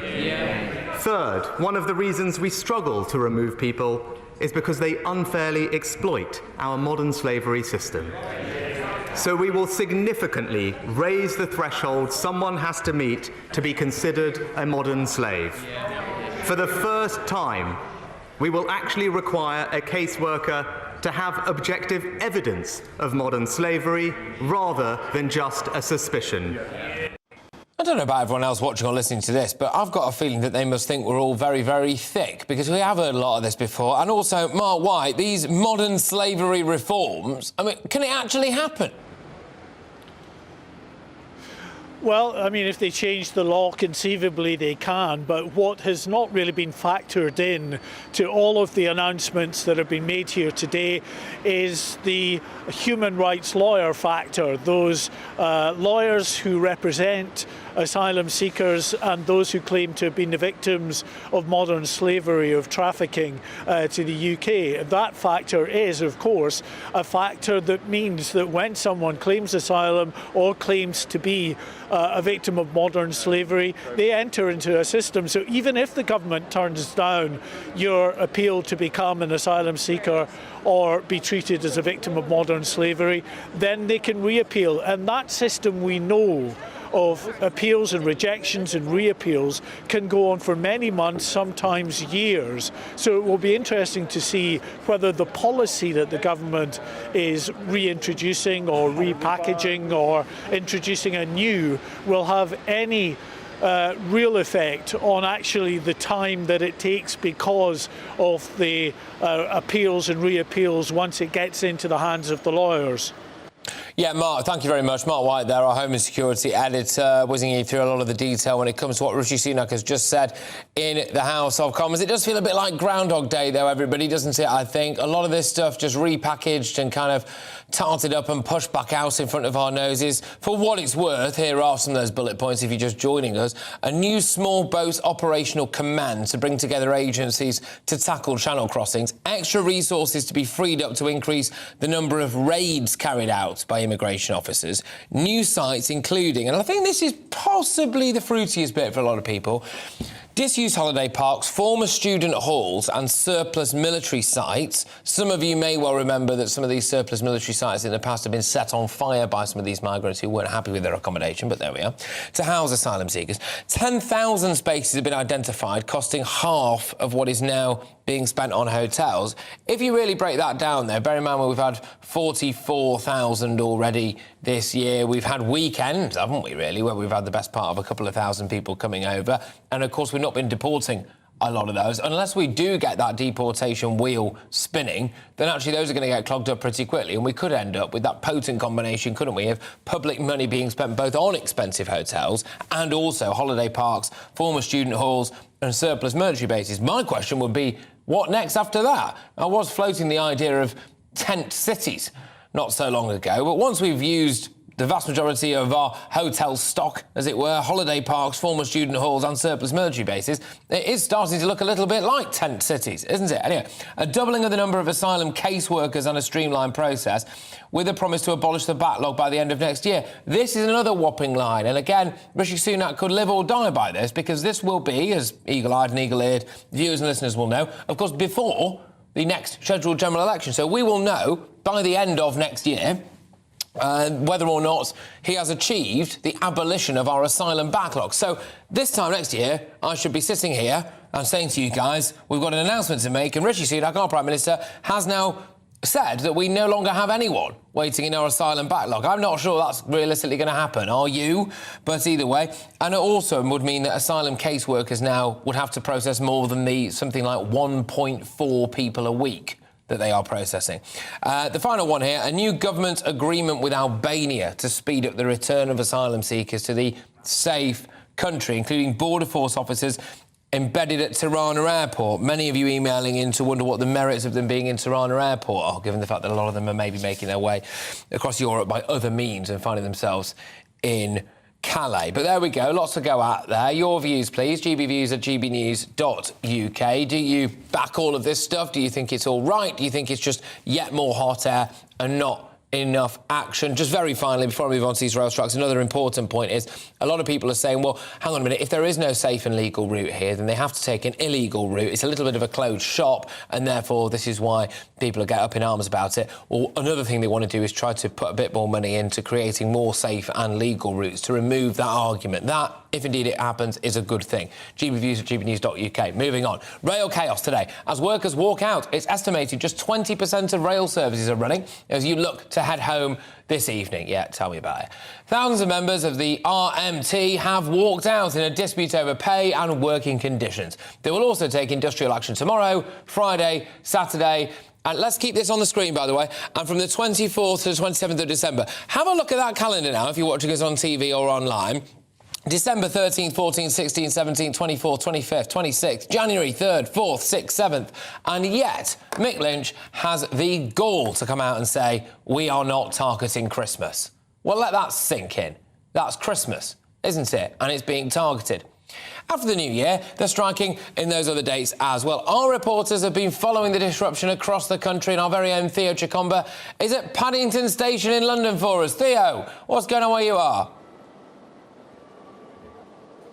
Yeah, it's the first day of the 48 strike. You've just listed those dates, and we're seeing some more strike dates later this week. But here in Paddington, it was fairly quiet at the beginning of the day, but throughout the day, it's been getting busier as, of course, rush hour at the moment. If we can just look over my right shoulder, we've got the departure board, which says, please inquire. So there are services running, but there are also some which may be changing times or no longer running at all, but it's affecting people who are travelling across different parts of the UK. And here's what they had to say earlier when we asked them whether you support them and how their journeys have been today. We've been lucky enough to have people stay with over in Streatham, so we were supposed to come up from Swansea today, but we actually came up last night, stayed over in Streatham, and then the bus and tube system will be fantastic for doing whatever we want to do today. So for you, was it like planning ahead and just making sure you can get to where you need to? It meant an extra day, and it meant driving up from Swansea instead of taking the train. So that in itself is an inconvenience, but when we're actually in London, getting around London, the bus and tube is keeping us going, so we're fine. So I've come from Brussels, so heading down to Devon, but yeah, the strike's kind of inconvenient, but I guess it's necessary so they get their pay rises, so yeah. Yeah, I think people can still travel around and get around if they need to, even with the strikes. But obviously you just have to plan a bit more carefully to kind of make sure you can get to where you want to. So for example, Devon today, I think they've got like 4 trains running. And then after 3 o'clock, there's nothing running, so yeah, there we go. Well, I come from Wales yesterday, so it wasn't too bad yesterday, but there was quite a few delays. Obviously, this morning's been quite tricky. 2 of my trains were cancelled, but I've managed. Well, I hope this one's coming. I think it's 1:15, but it's not going to take me all the way home. So from like when I get to Cardiff, I'll have to arrange a lift to get home. So if this does cancel, then I'm fully stuck here till Thursday. So we'll just pray that doesn't cancel. But yeah, I'm just hoping for the best now, really, to get home. Now, RMT members yesterday in the evening rejected a deal that was offered. Network Rail offering them 5% this year and 4% next year. We spoke to some of those members this morning on the picket line. They were saying they don't want to be here, but they want to send the message that pay and conditions as well for them aren't acceptable. So it's set to be another difficult few days for commuters. We've already heard from RAC who are saying they've had more people calling in to ask for help, as of course it's causing traffic and accidents elsewhere. But of course it's going to be a difficult few days for commuters, and it's worth checking before you travel. Yeah, 100%. Theo, thank you very much. Theo Chikoma there at Paddington Station for us. Really fascinating stuff, as I can't help but feel as though Mick Lynch has started to not lose it a bit. I do normally think, whilst I disagree with a lot of his views, he's a very good orator and highlights, I think, the shortcomings amongst a lot of our MPs, and particularly their public speaking abilities and their ability to think on their feet. He has got a job to do. That job is to represent his workers, and he does that to the best of his abilities, doesn't he? But he was grilled earlier on Radio 4, and he was asked how much RMT workers are actually losing as a result of strike action, and I couldn't help but notice that he didn't know the answer. So I did think that's maybe a little bit lacking on his part there. But we are hearing now that the government's plan is to basically hope that public opinion massively turns against the strikers, and that realistically they do all get back to work sharpish because they realise that they haven't got the public support. We remember Mick Lynch was hinging on this. He was saying, we've got mass public support. Well, do they? I wanted to speak to some GB News viewers. We've got Brian Dugan in Solihull and Susan Harris in Carmarthenshire. Thank you very much. Brian, I'll start with you. Where are you on the public opinion and your support for the rail strikes at the moment? I'm still on the side of the people who are asking for more money. I think that's legitimate, Patrick. I accept what you say in terms of this is Christmas, and at the end of the day, this industrial action is happening at a period where it's really going to inconvenience the mass population more than at any other time of the year. Yeah. But just on that, Brian. Just on that, Brian. Sorry. I think that there's blame all around. Well, this is why I wanted to talk to you again, actually, on it, because yesterday, pretty much this time yesterday, I think it was actually. It's all a blur for me at the moment, actually, but. It was announced there was a 5% offer given to them backdated for the year just gone, and they're going to get another 4% next year as well, plus job security, Brian, until 2025. Knowing now that they were offered that, has that changed your opinion at all? Well, it hasn't changed my opinion all the way, but I do note that it has changed quite a few opinions within the actual union itself. Yes. So that's significant. Yeah. And I think you referred earlier to Mick Lynch perhaps losing his poise a little bit, a little more rattled earlier today, as you said in that Radio 4 interview. And I think that it is significant because about 40% of their union now are in favour of actually accepting those conditions. But I think it's up to them, Patrick, rather than me to say I think they should accept. I think that they know themselves what's acceptable and what's not. Well, I think for what it's worth, Brian, I think you're perfectly entitled to tell them exactly what to do. You are a customer, as it were. But Susan, I'll throw it your way now. Susan Harris from Carmarthenshire. Great to have you on the show, Susan. Thank you very, very much. Yeah. Are you in favour of these strikes, do you think? No, especially after they've been offered 9%, because there's an awful lot of people in this country who would love to be able to be in a position to either accept or refuse 9%, and I have a feeling that the majority would accept it. It's all right, Mick Lynch saying he's optimistic with his salary, and I believe he's paid on these strike days.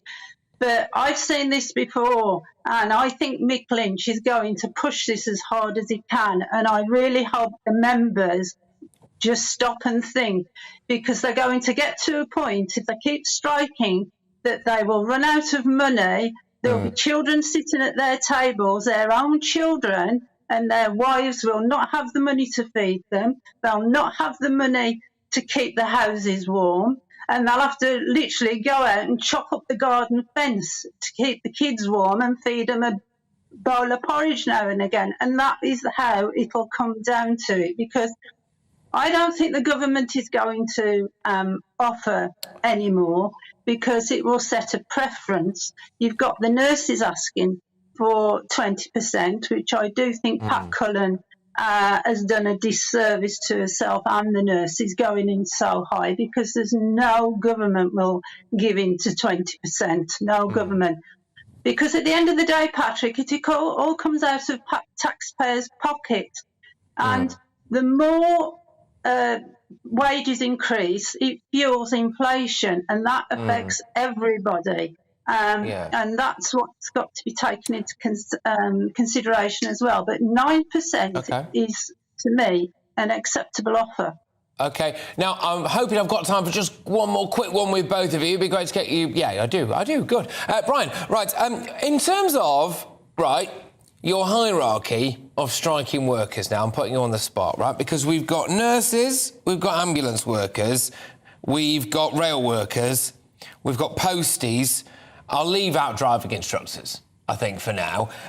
If you had to, Border Force staff as well. Border Force staff. Thank you very much for that little reminder. Yes, Border Force staff. Where would you rank striking rail workers if we had to only be able to give one of them the pay rise that they wanted, Brian? Where would you rank rail workers on that list? We've got nurses, we've got your ambulance workers, rail workers, posties, and Border Force staff. Hit me.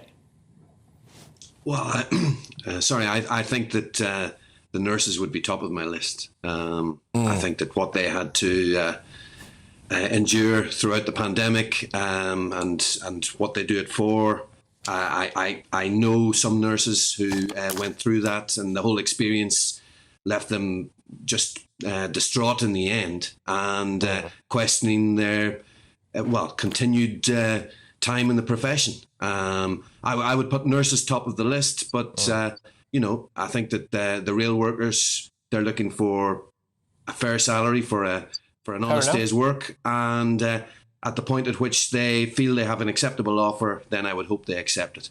Well, that's the thing. And actually, Brian, it's almost like we've planned this, because you've led me perfectly on to my final question to Susan now, which is, do you think, Susan, I mean, you already thought that offer that they were offered, if people are just joining us, 5% backdated from January, 4% going forward next year, plus job security, basically, no compulsory redundancies until 2025, which is not a bad offer. I would love it if someone told me there's absolutely no way you can get sacked until 2025. In reality, it's only a matter of time, Susan, and we all know that. But do you think that they would even accept an even more reasonable offer, or do you think there's a cult of Mick Lynch here and they've all drunk the Kool-Aid? Do you think he'll just keep going?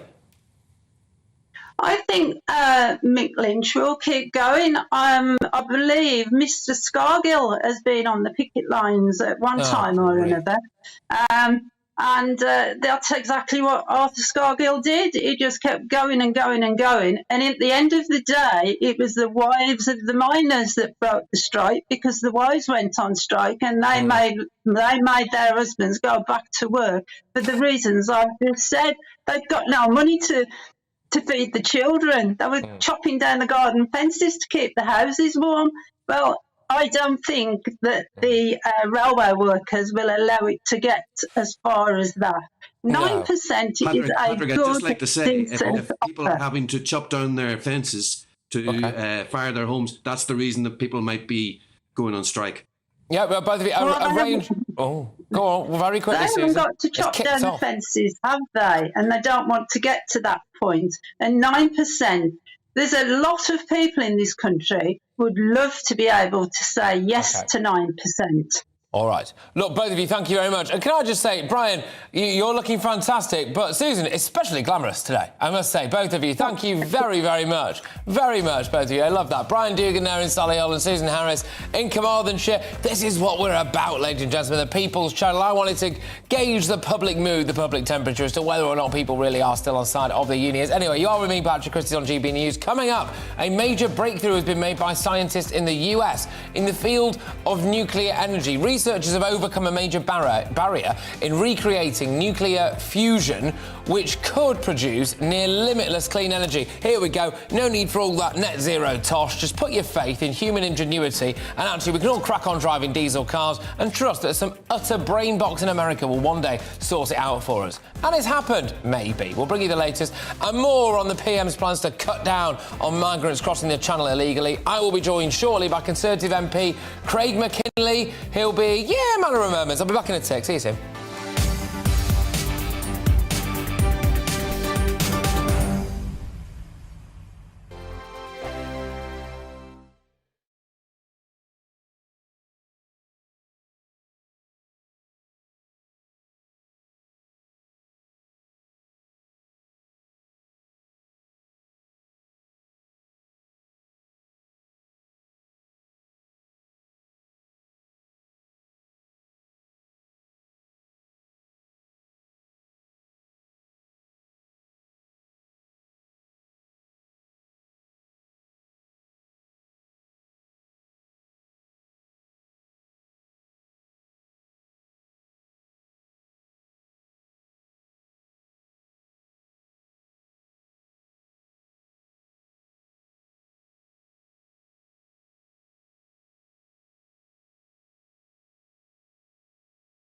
I'm Mark Dolan. Join me at 11 on GB News for Headliners, in which I'll be joined by two of the UK's top comedians discussing tomorrow's papers. If it's an important story, we'll cover it, but we'll have some fun along the way. Headliners, the late night paper review that won't send you to sleep like the others will. 7 nights a week at 11 p.m. on GB News.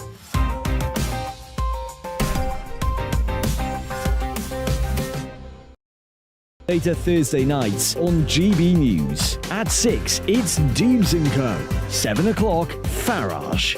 At 8, join Mark Stein. And at 9, Dan Wootton Tonight, followed by Headliners.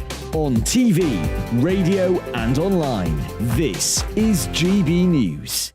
Monday to Thursday, 9 p.m. till 11 p.m. Join me, Dan Wootton. I'll bring you the sharpest takes and hottest debates. Do you not believe in prison? I don't believe in prison. I'm completely stunned. I guarantee you there'll be no spin, no bias, no censorship. I actually was personally quite offended by it. And no reason to go to bed. So I guess they've always been quite woke. That's Dan Wootton Tonight on TV, radio and online. Monday to Thursday from 9 p.m. till 11 p.m. on GB News. The People's Channel, Britain's news channel. Join me, Lawrence Fox, on GB News. Frank, fun, fearless, and sometimes serious. Much as I love a Friday night punch-up, what I really want is a battle of ideas. I want to look at things differently. I want to hear different voices and engage with your unique experiences. Every Friday at 7 p.m. on GB News.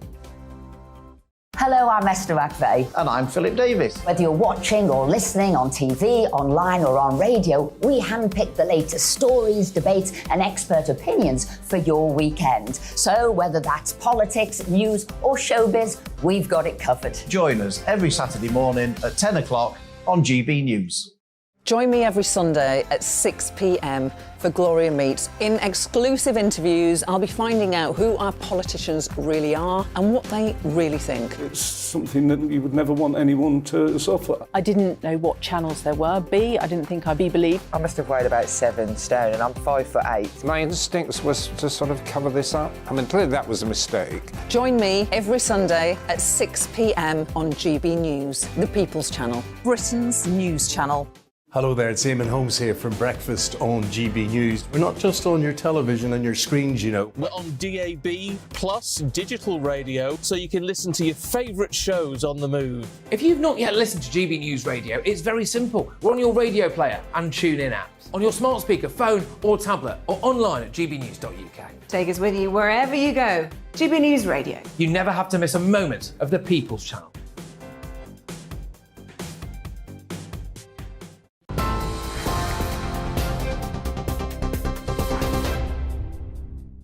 Top stories on GB News today. The Prime Minister is facing criticism from human rights organisations after he announced plans to return thousands of Albanians to their home country. Rishi Sunak is being accused of treating asylum seekers like criminals after he also promised to eliminate the asylum claims backlog by the end of next year. He also detailed plans to halve the cost of housing migrants, relocating 10,000 from more costly hotels to sites including disused holiday parks. The Prime Minister also says crystal clear guidance will be given to caseworkers so they fully understand that Albania is a safe country. We have sought and received formal assurances from Albania confirming they will protect genuine victims and people at risk of re-trafficking, allowing us to detain and return people to Albania with confidence and in line with the ECAT Treaty. As a result of these changes, the vast majority of claims from Albania can simply be declared clearly unfounded. Police investigating the death of a child in 2020 are searching the garden of a house in Handsworth in the West Midlands after receiving information about possible human remains being located there. West Midlands Police say the search isn't connected to the property's current residents. A man and a woman were arrested last Friday and both have been charged with neglect of a child. Now, police in Jersey say they suspect gas was behind an explosion at a block of flats in St Helier at the weekend. Earlier, it was confirmed that the number of people who died in the incident had risen to 7.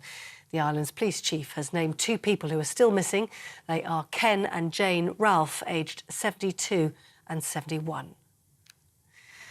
The RMT Union General Secretary has apologised for disruption to train services as 4 weeks of industrial action gets underway. Around 40,000 members are striking today, tomorrow, Friday and Saturday, with more walkouts to come over the festive period. Union members rejected the latest pay offer by Network Rail of a 5% pay rise this year, with another 4% next. You're up to date on TV, online and DAB Plus radio. You're with GB News. Patrick is here in just a moment.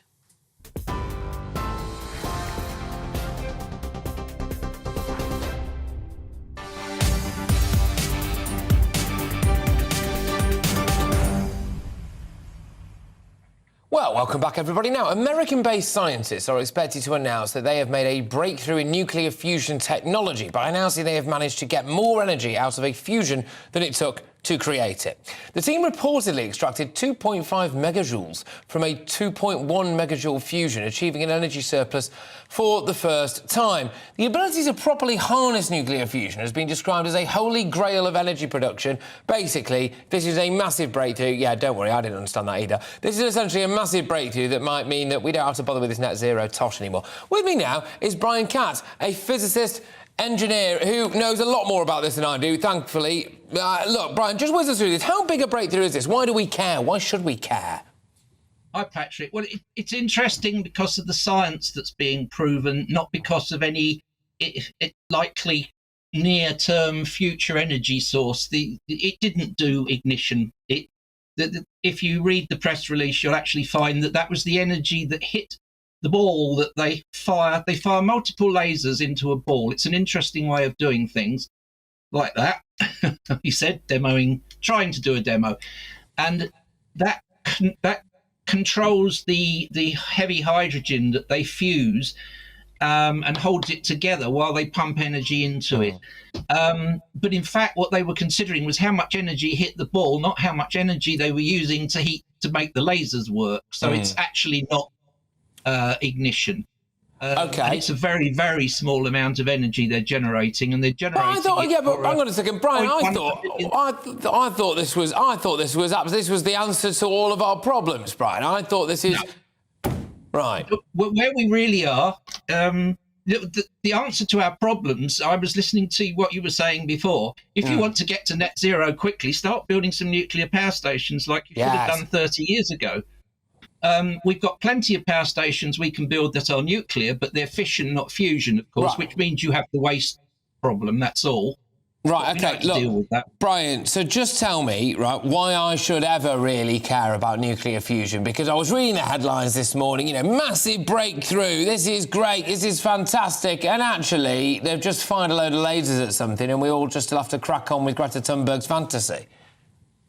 Well, the answer to your question is, at some point in 100 years' time, you'll probably be quite grateful that they were doing the science now that they are, because they may well have found a way then to use it. I mean, we have a thing, I don't know how much time I got, but I'll go over quickly. We have a thing down at Oxford, at Didcot, which is JET, which actually generates about 5 times more energy in a fusion than this, and it may be closer to ignition. But again, it's just an experiment.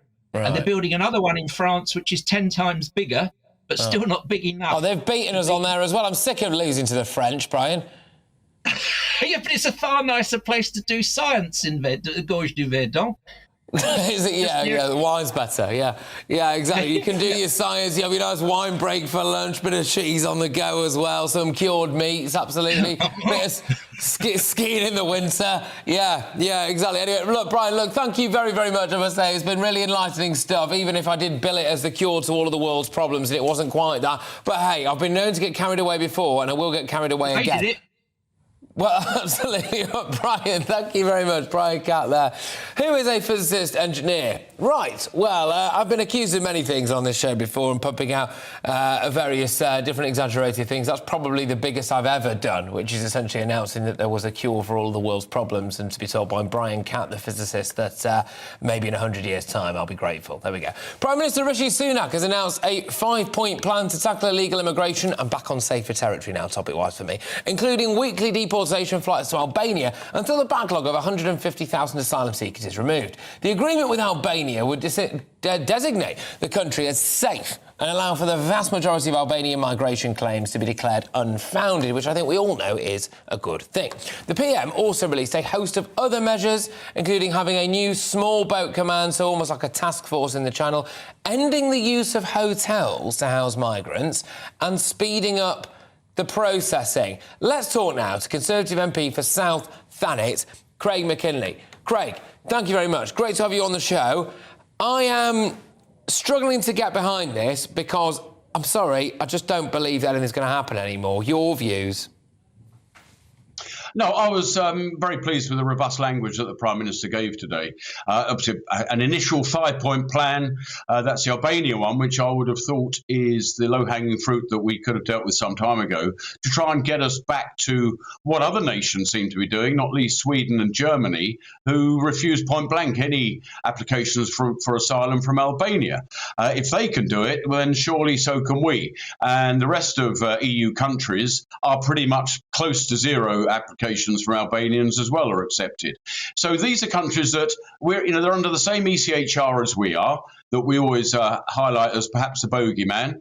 But they are managing to do this without a buy nor leave, not being sort of cast out as international pariahs and all the rest of it. We should do the same, and hopefully this is the start of doing exactly the same. Agreeing with Albania. Yeah. I mean just let me go through these 5 points. You've got the small boats come up. Well, Hang on. Oh, well, hopefully we're going to get Craig McKinley. The channel and all the rest of it in the past doesn't seem to have done much. All it sort of managed is to know exactly how many are coming in. Now, the third plank is more immigration enforcement and working with the banks. Now, I remember some years ago we put this in a new bit of legislation that this was going to be heart and centre of it. You wouldn't be able to get a driving licence, have a bank account if you were an illegal immigrant. So I don't know why that hasn't been in place all these years, but that's going to be stepped up. It's got to be a good thing. Then the accommodation, the accommodation, of course, hotels being used inappropriately caused huge upset in communities. Nearly every MP's got one, and to find new accommodation, obviously easier said than done. And then, of course, trying to get rid of the backlog through a lot more casework. So that's the five. Yeah. But the really interesting one, if you don't mind, Patrick, is the potential for new legislation that says very plainly, very clearly, if you have come to the UK illegally, obviously from a safe country like France, you will have a zero chance of a claim. And that will be with you forever. You won't be able to have another bite of the cherry later. So that is easier said than done because we've got a House of Commons that is, dare I say, a mixed one. Right. The Labour Party, they'll oppose it left, right and centre, and heaven knows what the Lords will do. OK, Craig, right, I get this, but again, this is just a variation on the same theme. Whether it's lobbing a load of money at the French, which wasn't that long ago that we did that, OK, whether it was putting more boats in the channel, whether all of a sudden we've got Border Force officers standing over Frenchmen with laptops, watching people coming over the channel so we can facilitate their crossings as far as I'm concerned. Then we've got the old hotels business. Well, that's going to be replaced by holiday parks. We are rearranging the decking on the Titanic, Craig, and I'm sorry, but I don't think the vast majority of the public believe that your lot are going to do anything about it. Labour certainly aren't, which leads me to the conclusion that we might just be knackered. And then on top of that now, has Rishi Sunak just signed his own death warrant? Because this time next year, I expect to be sat here holding him to account for his promise that we will have a zero asylum backlog. Well, he's not going to do that, is he? Because this is just nonsense. Oh, great. Lovely stuff. He's gone. Is he back? Is he back? You're back. Craig, sorry, I don't know if you heard me then, mate, but yes, carry on, sorry. He's actually made a promise here now that I'm not sure he can stick to. Well, we know as Conservatives that this is a very, very major issue. This is an Achilles heel. This is something that every constituency is talking about, every constituent is annoyed about, and it has to be solved. Because otherwise there'll be a vacuum filled by someone else who may promise to solve it. Not that they will be able to any more easy than we can. But I think the Prime Minister gets this, how important it is. I know the Home Secretary does. And I know what you say about, just doing the same old thing, hoping for a new outcome. But I think the Albanian issue is one that can seriously be solved. I mean, how can it be that an EU applicant country, a NATO country, signed up to the ECHR, other countries refuse any application? That is a very good step in the right direction. Getting rid of the backlog is another one. Now, I made a point in Parliament today to the Prime Minister, and he answered for me. We have got this very strange situation of 76% of all applicants for asylum in the UK end up with a yes. In the EU average is 14%. In Spain, it's only 11%. They're all ECHR compliant countries. They're all signed up to the UN conventions. I want us to bridge the gap somewhere between 76%. Yeah, exactly. Somewhere between 76% and 11%. Craig McKinley, thank you very much. Conservative MP for South Thanet. Lots to get stuck into there. We will continue to do so. You are with me, Patrick Christys on GB News. Coming up, public bodies have spent, get this, £7 billion on workplace diversity schemes, with 1 million civil service working days lost every single year. If you're wondering why it's taking you ages to get a passport, a driving licence, or why we've got NAFL sourced out in the channel, just have a little look. You'll be pleased to know that the person who should have been tackling that was out on a diversity course, so at least they can be woke when they're not doing what you want. Is it really worth it? I'll be back in a moment.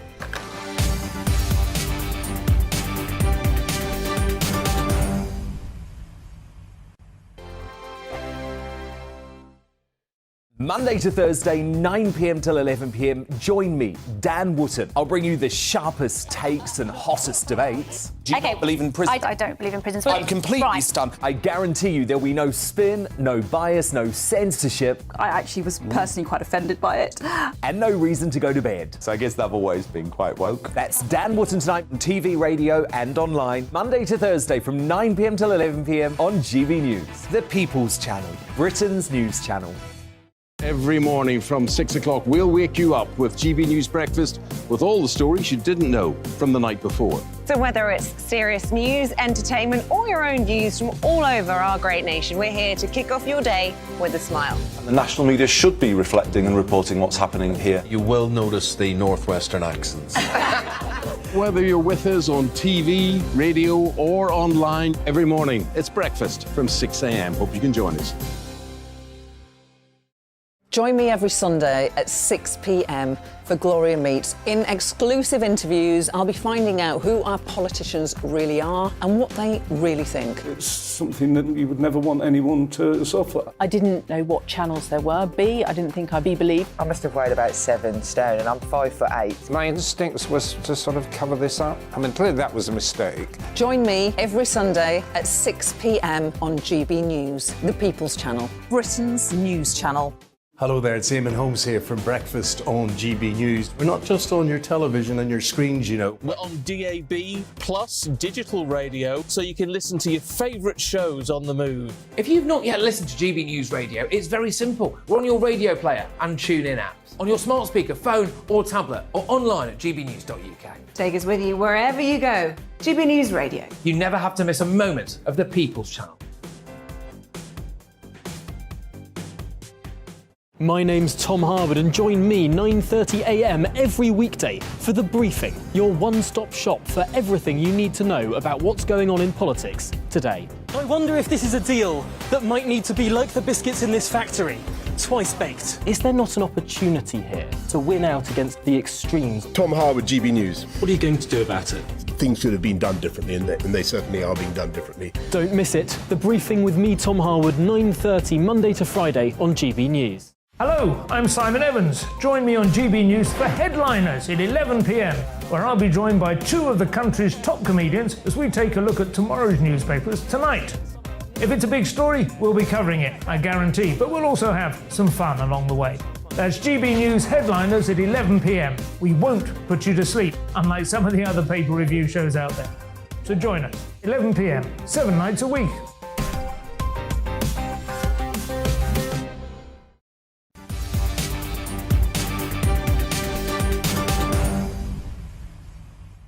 Welcome back, everybody. Now, public bodies have spent more than £7 billion on workplace woke schemes, with 1 million civil service working days lost to diversity schemes every single year.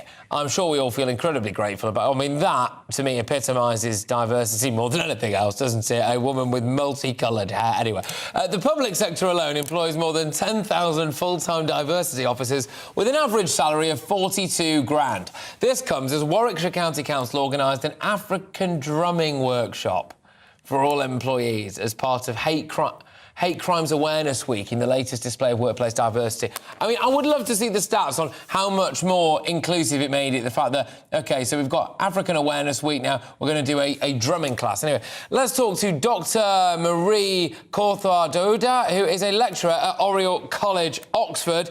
Now, have you ever been on an African drumming workshop? No, but maybe I should be.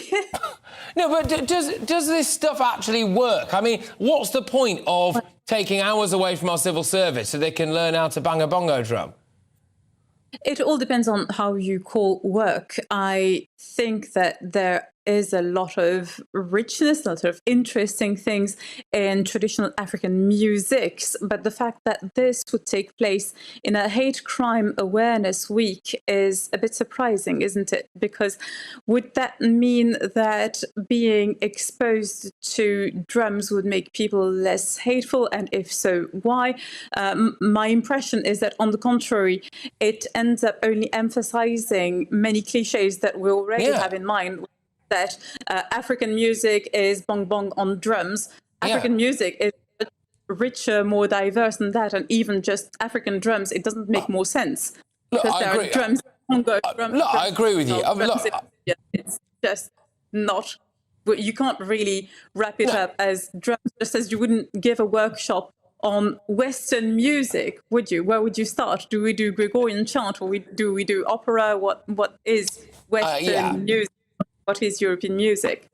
I mean, it's essentially just reinforced. I mean, there's layers to this nuttery as far as I'm concerned, because it's quite possibly an idea. This screams to me an idea dreamt up by probably very well-meaning but nonetheless quite clumsy white people who are desperately trying to raise awareness about hate crimes, and they go, well, what shall we do? Let's do an African drumming workshop. Well, the optics of that are not particularly good, I think. Also self-defeating. If anyone was drumming next to me for a prolonged period of time, I'd be more inclined to hate them, I think, after a period of time. But do you not think that there is a bit of a cottage industry when it comes to this stuff? We've got diversity officers on about 42 grand a year. Workplaces now told to do all of this stuff. Actually, is this just a way of some people making money in the old diversity sector? Well, I would agree with you that it starts with a good intention. I don't think we should discard that. The trouble is that there is also a lot of money to make there, and in sectors that want to look like they're doing something. I'm thinking of human resources, for instance. Well, if you want to look like you're doing something else than editing contracts all day long or sending emails, or you organize things that make people feel like they belong, the starting point is amazing. The application is dreadful because we're trying to create a more cohesive society. So insisting that much on diversity ends up being so divisive that a few months ago, a black child actor was booed on the stage of Alcina in Covent Garden because, well, he was a black kid singing opera. So if we want to increase the danger of black kids being booed when they do white music, well, we can just go on telling people that African music is just bong bong on drums. Yeah, I mean, I'm going to have to be very quick with you here, or you're going to have to be very quick in response, actually, because we're a bit out of time. But do you think that it leads to more accusations of things like tokenism in the workplace, as opposed to people being considered to have got their role on merit? Definitely, and the starting point of having a hate crime awareness week only increases the danger of having black people only seen as victims and white people only seen as potential criminals. Look, thank you very, very much for your insights. I must say, it's been enlightening stuff. I wish I could have had a little bit longer to actually talk to you there, but it's great nonetheless. I'll have to get you back on again the next time this madness raises its head. Thank you very, very much. Dr. Marie Cawthorne-Doda there, who's a lecturer at Oriel College, Oxford, just on the fact that you people, you lucky people, £7 billion worth of your money being spent on diversity training. Oh, yeah, you love to see it. Do you feel enriched? Anyway, Patrick Christys here on GB News. Lots more to come in the next hour, including the latest reaction to Rishi Sunak's crackdown on illegal crossings on the Channel, Conservative MP, finally, Lee Anderson, and our very own Nigel Farage on that. I think we know what to expect there, don't we? Strong stuff indeed. And are we still backing striking workers as we face rush hour chaos on your railways? And should companies be spending millions of pounds on that diversity training? All of that to come, and much, much more. Patrick Christys here on GB News. Make sure you stay tuned, because I'll be back after the weather. Hello, Alex Deakin here with your latest weather update. Still cold out there. Dry for the majority through the rest of today, but further snow showers packing in across northern Scotland. Shetland has been particularly badly hit. And as this weather system moves in, trying to bring milder air, it could bring some snow for a time across southwest England overnight tonight. Cold air in place, though, for the majority, and further snow packing in across Shetland, Orkney, and increasingly across parts of the mainland as well. A few wintry flurries, mixture of rain, sleet and snow on the east of England, southeast Scotland, and some showers into Northern Ireland could turn things icy. And this wet weather coming into the southwest, well, that could provide a covering of snow in places for the morning across parts of southwest England, and therefore also icy conditions as temperatures drop widely below freezing. So a frosty, potentially icy start to Wednesday. For many, it's a bright, fine, crisp winter's day, but a strong wind across the south with more cloud. The potential for a bit more rain, sleet and snow on the south coast, certainly across the Channel Isles. More snow showers in northern Scotland and down the eastern side of England. Increasingly, we could see some sleet and snow showers. They could provide a centimetre or two here and there, certainly more than that over the hills of northern Scotland. Again, it's cold, even with the sunshine, 2 or 3 at the very best, and very quickly those temperatures dropping back below freezing during tomorrow evening. So another cold and frosty one. Again, most places dry, but the snow showers keep coming in across northern Scotland. Warnings in place here until Friday, actually. Again, it could turn icy across Northern Ireland as the showers come in here, and across parts of eastern England during Thursday. Further flurries are possible. Elsewhere, again, for the most part, it's dry and sunny on Thursday, but again, temperatures will struggle to get much above freezing and quickly drop down below once the sun has set. Fed up with the cold weather? Well, we are in for a change. Most places dry on Friday, but turning wetter through the weekend. But as well as turning wetter, it will finally be turning milder.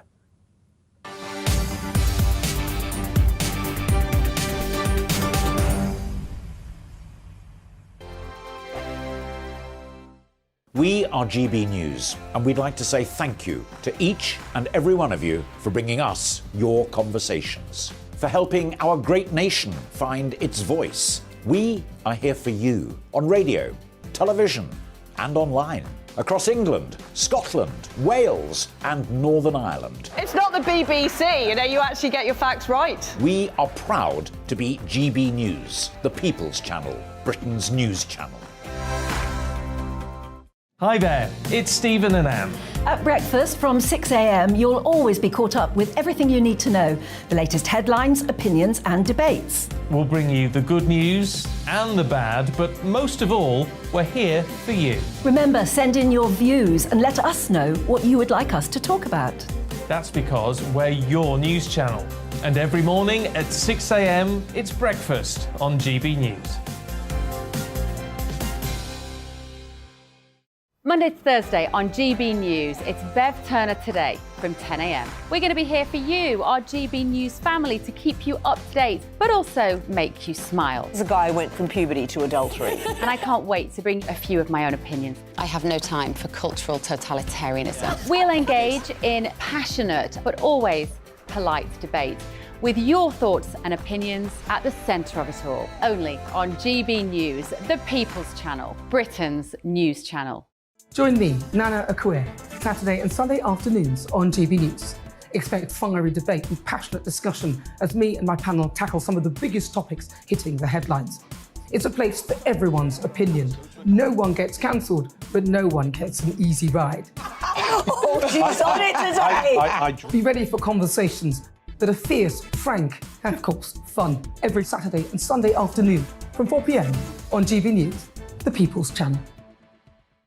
Join my show Farage, 7 p.m. till 8 p.m. Monday through Thursday. And there you will get opinion, analysis, debate, and I'll cover stories that nobody else dares to touch. You've been cancelled. Join the club. Oh my goodness. And then for the last 15 minutes, talking pints. Over a drink, we have a civilised conversation with someone. We very often disagree, but we do it in a grown-up way. Come and join me on Farage. We are GB News, the People's Channel. And right across the United Kingdom. You can find us on Sky Channel 512. Virgin Media Channel 604. Freesat Channel 216. Freeview Channel 236. And YouView Channel 236. You can also take us with you on DAB Plus Radio. With the GB News app and at the website gbnews.uk. We're absolutely everywhere. Come join us on GB News, the People's Channel, Britain's news channel.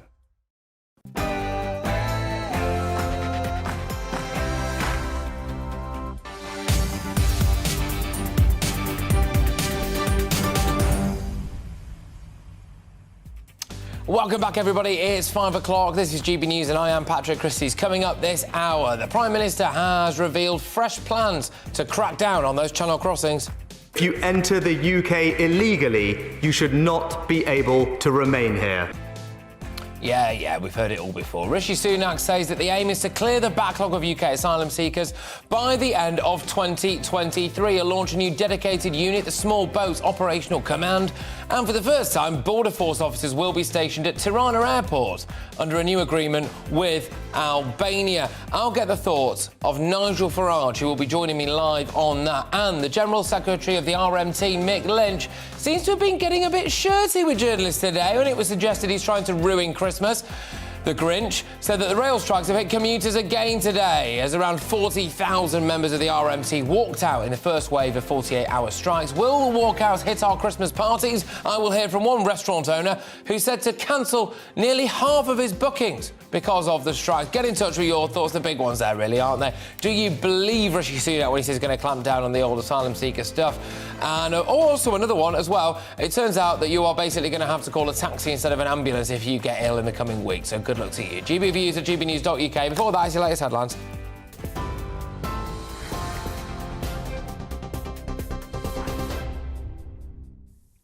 Patrick, thank you. It's just after 5 o'clock and the top story. The Prime Minister's facing some criticism from human rights organisations after announcing plans to return thousands of Albanians to their home country.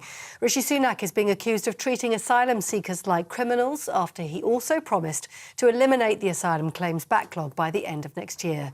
He also vowed to halve the cost of housing migrants, relocating 10,000 people from hotels to sites including disused holiday parks. The Prime Minister says crystal clear guidance will be given to caseworkers so they fully understand that Albania is a safe country. We have sought and received formal assurances from Albania confirming they will protect genuine victims and people at risk of re-trafficking, allowing us to detain and return people to Albania with confidence and in line with the ECAT treaty.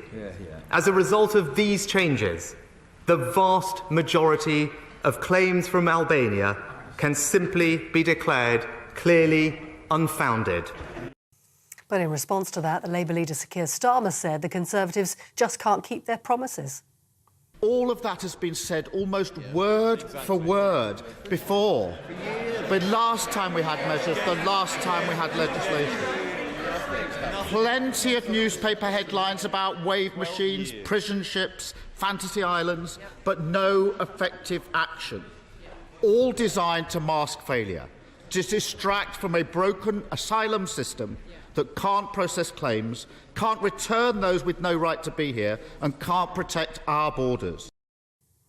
To the Channel Islands now, where police have confirmed 2 bodies have been found close to where a fishing boat sank off the coast of Jersey last week. Larry Simyun and Jervis Baligar were crew members on board the boat, which sank after colliding with a cargo ship in the early hours of Thursday morning.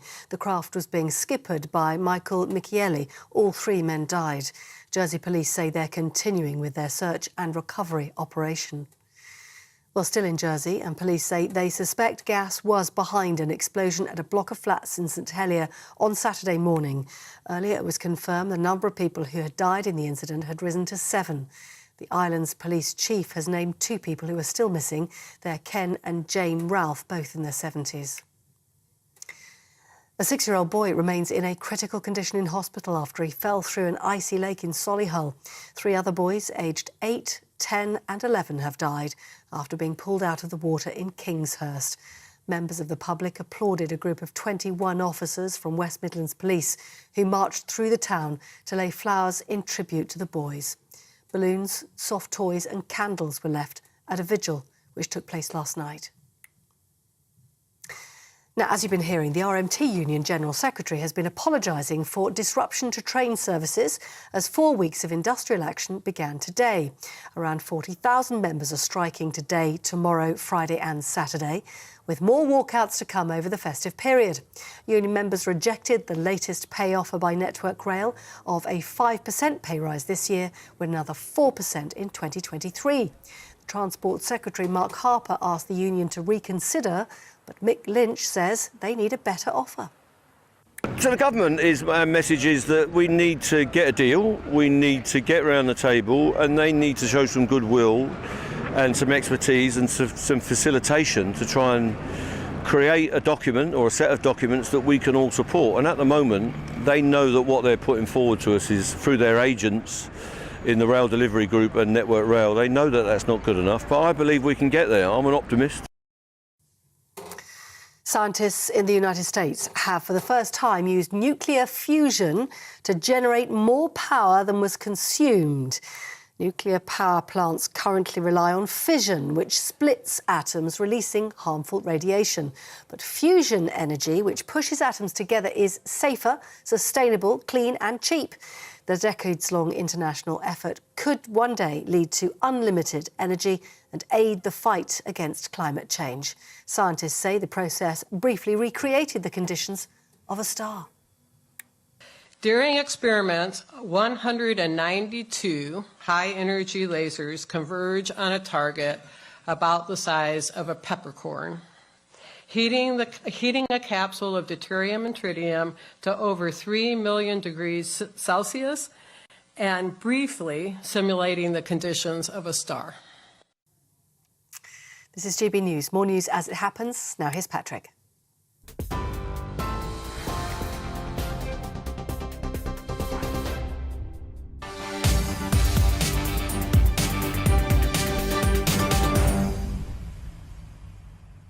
Welcome back, everybody. Patrick Christys here on GB News. Now, let's dip back into something we've been discussing throughout the afternoon. Our Prime Minister has announced his latest plans to crack down on cross-channel migration and the backlog of asylum claims. Among a number of new measures, including a dedicated small channel boats unit and a simpler asylum application review process, Rishi Sunak has addressed the high proportion of Albanian asylum seekers. A third of all those arriving in small boats this year, almost 13,000 people, are Albanian. And yet Albania is a safe, prosperous European country. It is deemed safe for returns by Germany, France, Italy, Sweden.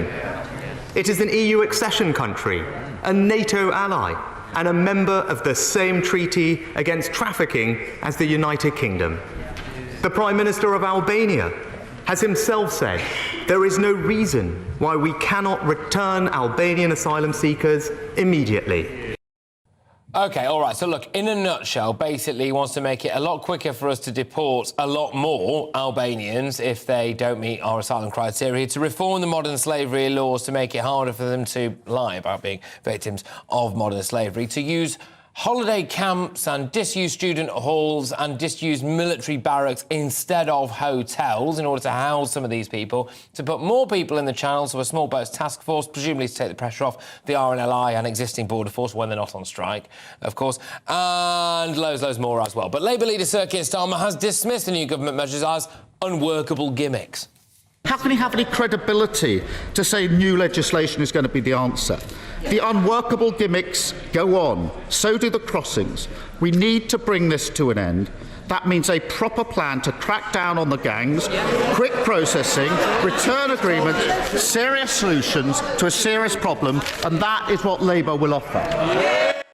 Yeah, it's important to say that a lot of what Keir Starmer kind of alluded to there is actually what is in Rishi Sunak's plan. I think the wider point there is we've heard all of this before, haven't we? And to be honest with you, it's a little bit like the boy who cried wolf. Another key point to make is I understand that a lot of humanitarian groups have already jumped on this and said, it's inhumane. One of the things that Rishi Sunak is trying to do to get around the angle that, well, the only way people can come to this country is across the channel because we don't have enough safe and legal routes, is supposedly, anyway, to try to increase the number of safe and legal routes available, also to increase the number of staff, presumably in the Home Office, etc., to actually help with the processing and speed up the processing of these claims. Currently, they are processing somewhere in the region, I believe, of around 1.4 cases a week per person, which I think we can all agree is not really enough. Joining me now is GB News' Home and Security Editor, Mark White. Mark, look, thank you very much. I can't help but wonder whether or not Rishi Sunak has signed his own death warrant here in a sense, because he did say that this asylum backlog, he wants to have it cleared by pretty much this time next year.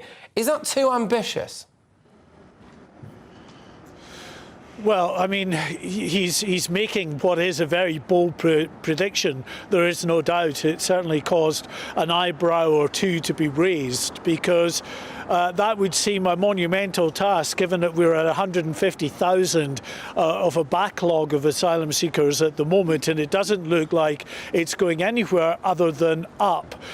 They are being given a bit of grace because of weather conditions these last few weeks, with the weather conditions really not being conducive to crossing in small boats at the weekend. There was a bit of a break in the weather. 500 more came across. Every time that there is a break in the weather, we will see many hundreds trying to cross the channel, and that pattern is going to continue because there's no end of people that want to come here, and of course for the people smugglers it's a highly lucrative industry. So one way that the government can make an impact on it, they believe, is to return asylum seekers from Albania, 13,000 in the last year, to a country that that is clearly, in the eyes of the government and many others, of course, a safe country. But the difficulty they're going to come up against is, as you alluded to there, Patrick, the human rights groups, because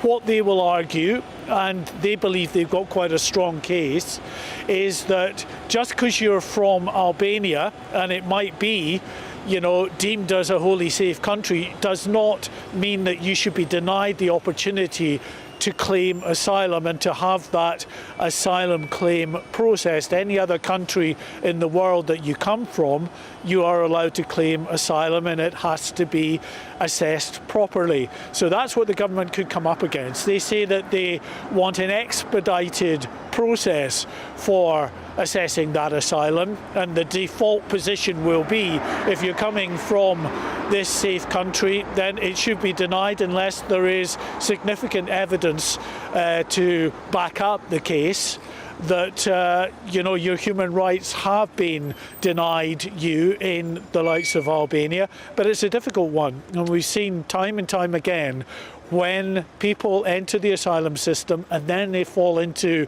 the hands of legal teams, lawyers who are looking after their interests, then that process can last for many, many months and years, in fact.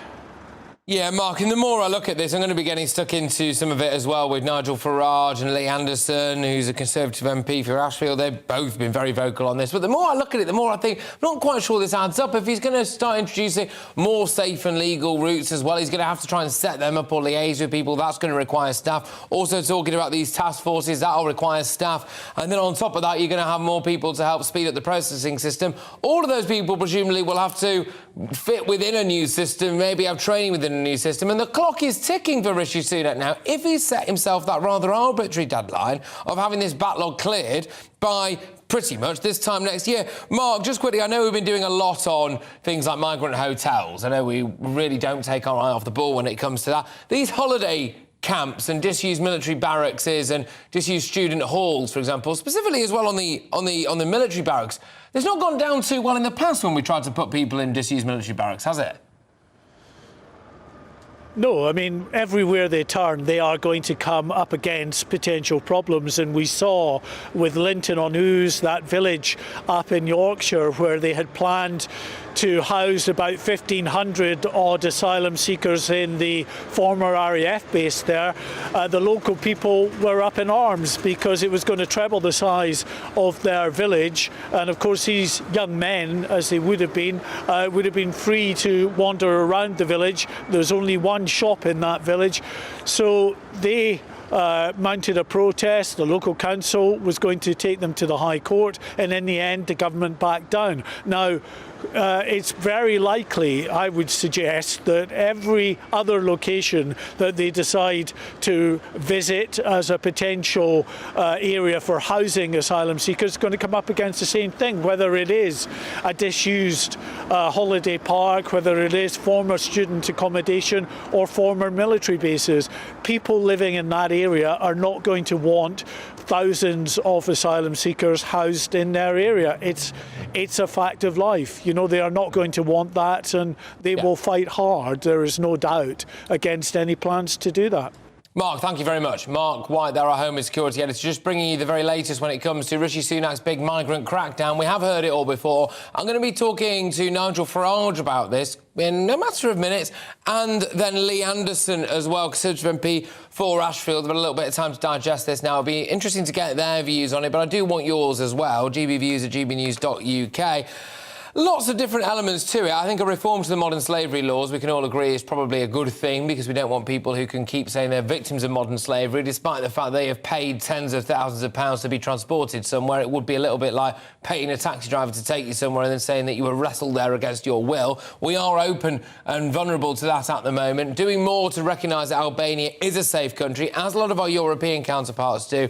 But fundamentally, Rishi Sunak, I suspect anyway, has potentially just signed his own death warrant if he doesn't get this right, because this time next year he has to have reduced our asylum seeker backlog to 0, otherwise he's broken his promise. And that to me seems like a rather tall order, given the starting position. I did find it a little bit rich, more than a bit rich, for the Labour Party to come out and say that he's doing too little, too late to tackle illegal immigration. Maybe they want to take that one up with Tony Blair. Anyway, rail chaos today. As workers walk out, it's estimated just 20% of rail services are running as you look to head home this evening. Rishi Sunak told his cabinet that the country faces a challenging period with a wave of industrial action over coming weeks, whilst Downing Street and inflation was the real enemy that needed to be addressed. There we go.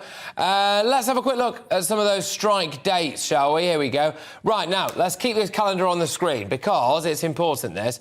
Rail workers will take industrial action tomorrow, Friday, Saturday, and from the 24th to the 27th of December. And then after the New Year, they're striking on January the 3rd, the 4th, the 6th, and the 7th. Now, it's important, this, and just as we keep that on the screen for just a matter of seconds longer, Mick Lynch said that they weren't targeting Christmas. That is a lie. Right, let's move on. What impact are these strikes having on businesses which rely upon people travelling into cities? Joining me now is Niaz Khan, who is the owner of Brick Lane Indian restaurant, City Spice, which I think I've actually been to. Fantastic curry, thank you very much. Are you seeing an impact, a real-world impact now to your business as a result of these strikes? Because some people will go, well, hang on a minute, you're in London, you've got the tube. Yeah, well, number one, Patrick, thank you for coming down. You know, it's a lovely curry house. So we've been doing business almost forever now, and we really needed a good Christmas coming after Omicron and everything. But with the rail strikes, I have clients from Deloitte, Goldman Sachs, all the big banks, and they've had big party bookings. And because of Christmas and because of the rail strikes, they've now cancelled or postponed these in towards January and February.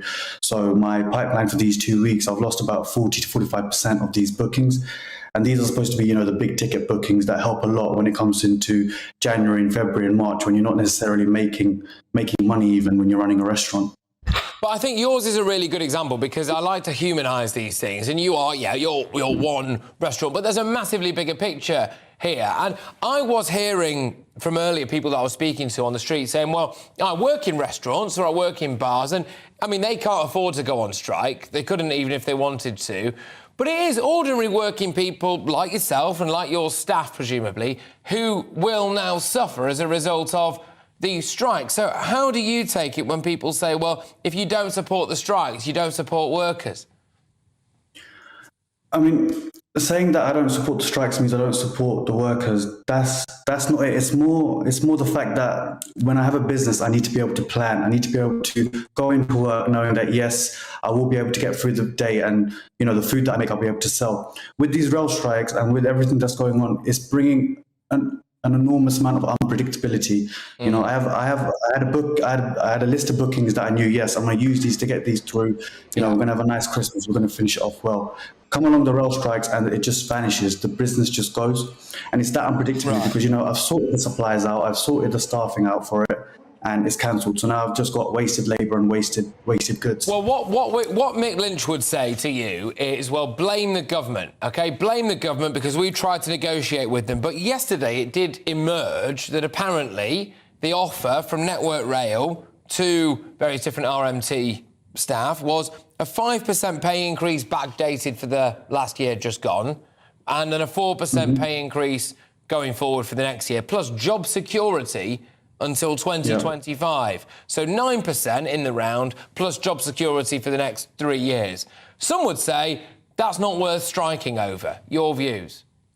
I read on the news as well earlier this morning, but of course, again, not 100% sure on the source, that some bodies within the rail strikes have been accepting the pay offers that are coming through, but it's the main one, RMT, that are saying no.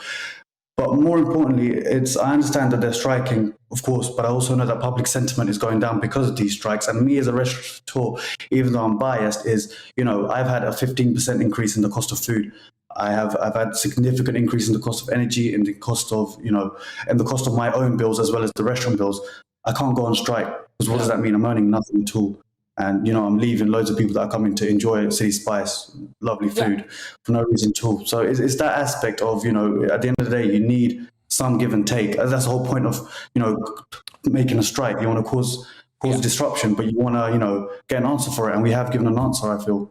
There you go. All right, well, look, thank you very, very much. And good luck to you as well as Niaz Khan there, who's owner of City Spice in Brick Lane. Do go and check it out if you are ever in the London area. I'm very happy to give that place a plug. I can vouch for it myself personally. Anyway, right, you are with me, Patrick Christys on GB News. Demand for electric cars has fallen as the cost of energy soars. Auto Trader says that EVs accounted for fewer than a fifth of new car inquiries sent to retailers through its marketplace last month. Could this be the death of the electric car? I'm also going to be talking to Nigel Farage. I'm also going to be talking to Lee Anderson, Conservative MP, about Rishi Sunak's big Channel migrant con, if you ask me. But his new plans to clear the backlog of UK asylum claims by the end of 2023. We're going to have loads on the go, a dedicated task force in the Channel. People based in an airport in Albania to just say to people, hang on a minute, we think this is a safe country, please turn around and go home. Yeah, we've got all of that coming your way very, very shortly. I will be back in a moment.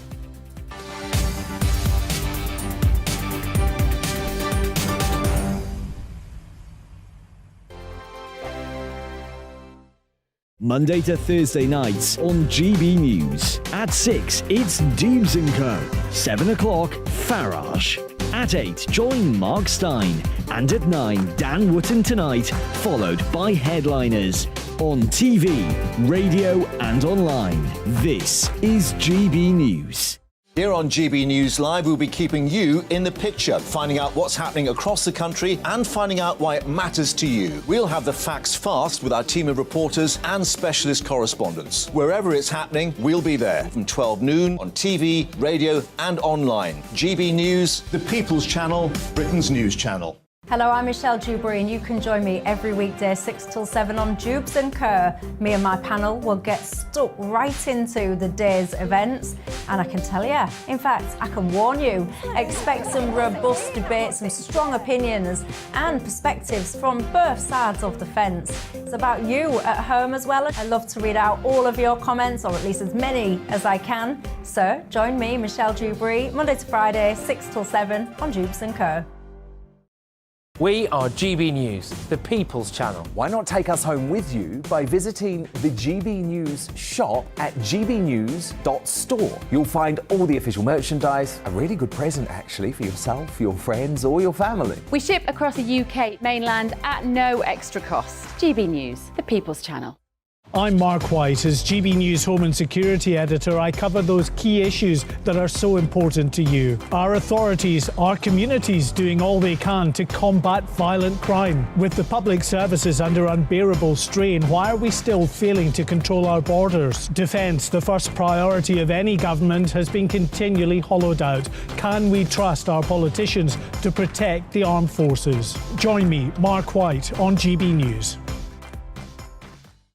We are GB News, right across the nation. You can get us on television, on radio, on digital. We're absolutely everywhere. Amazing! You see, amazing! You remind me of me in the European Parliament. But here's the most important bit. We are not part of the mainstream establishment. We think and speak just like you do. We are the People's Channel. Magnificent. That's really, really thoughtful. Come and join us on GB News, the People's News Channel.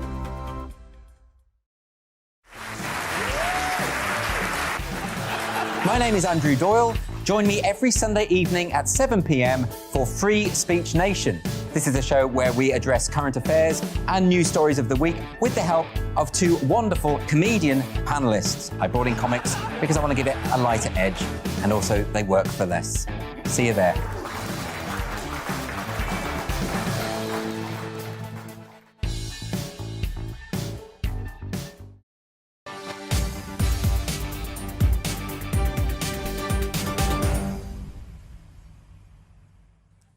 OK, ladies and gentlemen, right, now we've got loads coming your way. Very, very shortly we're going to be hearing from Nigel Farage and also Tory MP Lee Anderson on Rishi Sunak's latest immigration announcement, what he wants to do in the Channel. I know a lot of strong views coming in on that, so we'll give you the latest and get their hot take. But something else now, figures have released that the motoring publication Auto Trader shows that demand for electric vehicles has dropped for the first time since the COVID pandemic. It's almost like people could see this coming, isn't it? Electric vehicles, very, very expensive to buy and actually quite expensive to run as well. Demand has halved since September last year and is down a third since spring. The drop in sales coincides with an increase in, yeah, you guessed it, electricity prices and the news of the removal of the government's energy price guarantee in April next year, as well as the Chancellor's proposal that electric vehicles, oh, shock horror, are going to pay road tax from 2025. With me now is motoring journalist Danny Kelly. Danny, thank you very much. I feel very happy that I've still got a diesel, and I don't see that changing anytime soon, Danny. I can't blame you, Pat. And so much for the liberal middle-class green agenda. As soon as you've got to start paying a couple of quid, they turn to petrol and diesel. I'm made up, Patrick. I really am, because the taxpayer has been subsidising this all along. And if you buy a brand new petrol car over £40,000, you have to pay an expensive car tax, which is £365. That's for the first 3 years, and that's on top of any road tax that the car attracts in the first place. And since the introduction of certainly Tesla in 2014, they've dodged road tax completely. Yeah. Well, Danny, do people feel like maybe they've been lured in and then conned, like some kind of dodgy fraudster that targets your nan? Because we were told, oh, buy a diesel. Oh, no, you can't have that now. Then you're going to have to sell it. Buy an electric car. It'll be cheaper and you'll save the planet. Well, am I right in saying that a lot of the materials that go into making these electric cars are sometimes mined out of some horror show of a kind of child labour cesspit somewhere in the Congo, and then all of a sudden you end up pay road tax on it as well, and then when it gets a bit chilly like it does now and you're trapped in a traffic jam, it runs out of energy and you all freeze to death. I mean, it doesn't seem like a great idea to me. No, there's lots of moral blind eyes being turned at every point when it comes to an electric car purchase. Patrick, my concern as a used car dealer, I certainly won't touch them. The manufacturers don't have as much confidence in their products as they do, for example, petrol or diesel cars. None of my customers ever asked me for any advice on on hybrid or indeed electric. They're concerned, Patrick, that they're not going to be able to charge it. In fact, Tesla, unless you live, by the way, in a house with a drive, forget charging it at home, forget it. Tesla themselves have a 30% degradation clause on their batteries for the period of 8 years. So the earliest Teslas came out in 2014. So why would I get involved with something that potentially only has 70% battery in it? Honestly, mate, it's going to be a nightmare. 2030, when you can only buy new electric cars, honestly, I promise you, the irony is petrol cars are going to go through the roof, diesel car prices are going to go through the roof, and forget charging them, Patrick. Honestly, people need to wake up. It's going to be such a challenge. Yeah, it is. It's almost like they want us to ditch our cars and all start riding bikes, isn't it, Danny? Look, Danny, thank you very much. And I must say, a fabulous backdrop behind you as well. That's the kind of electricity I like to see employed here on GB News. A fantastic Christmas tree. Good stuff. Danny Kelly there, motoring journalist. Thank you. Well, all right, mate. All right, take care. Right, OK, loads more still to come. And we've got a lot to cram in, OK? So hold on to your hats, people, because we've got Rishi Sunak's asylum plan. He announced a master plan to tackle the migrant crisis, dedicated channel boat unit, border force agents in an Albanian airport, looser modern slavery laws, tighter modern slavery laws, I should say, and all of that is on the agenda. I've got Conservative MP Lee Anderson and our very own Nigel Farage, and they want to know whether or not Rishi Sunak's words will actually turn into action. Plus, well, in fact, I'll keep you teased on that one. Let's get your headlines first.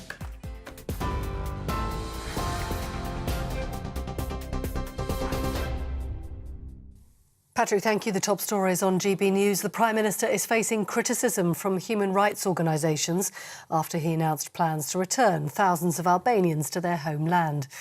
Rishi Sunak is being accused of treating asylum seekers like criminals after he also promised to eliminate the asylum claims backlog by the end of next year. He also detailed plans to halve the cost of the housing of migrants, relocating 10,000 people from more costly hotels to sites including disused holiday parks. The Prime Minister also says crystal clear guidance will be given to caseworkers so they understand that Albania is a safe country.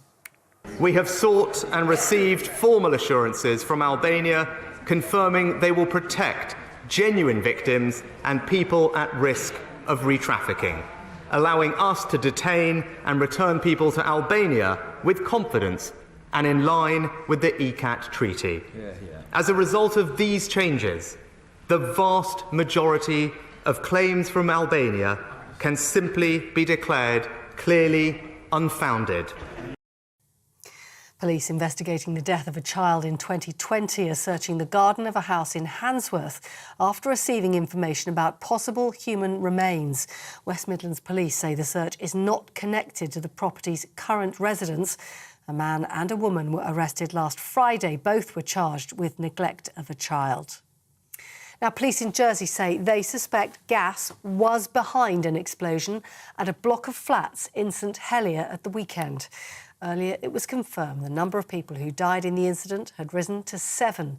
The island's police chief has named 2 people who are still missing. They are Ken and Jane Ralph, both in their 70s. As you've been hearing, the RMT Union General Secretary has been apologising for disruption to train services as 4 weeks of industrial action gets underway today. Around 40,000 members are striking today, tomorrow, Friday and Saturday, with more walkouts to come over the festive period. Union members rejected the latest pay offer by Network Rail of a 5% pay rise this year, with another 4% pay rise in 2023. You're up to date on TV, online and DAB+ radio. You're with GB News. Don't go anywhere. We're back in just a bit.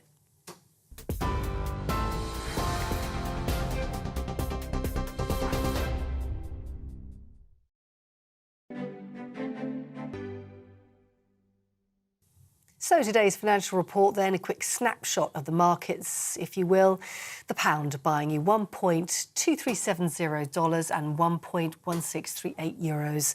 The price of gold is £1,461.57 an ounce. And the FTSE 100 at 7,502 points at the moment.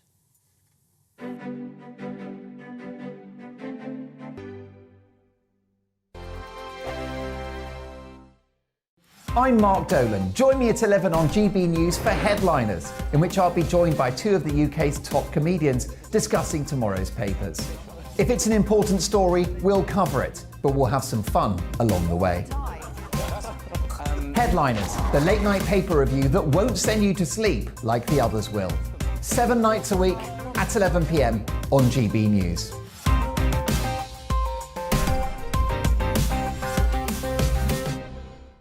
Monday to Thursday nights on GB News. At 6, it's Dubes & Co. 7 o'clock, Farage. At 8, join Mark Stein. And at 9, Dan Wootton Tonight, followed by Headliners. On TV, radio and online. This is GB News. Monday to Thursday, 9 p.m. till 11 p.m. Join me, Dan Wootton. I'll bring you the sharpest takes and hottest debates. Do you not believe in prisons? I don't believe in prisons. I'm completely stunned. I guarantee you there'll be no spin, no bias, no censorship. I actually was personally quite offended by it.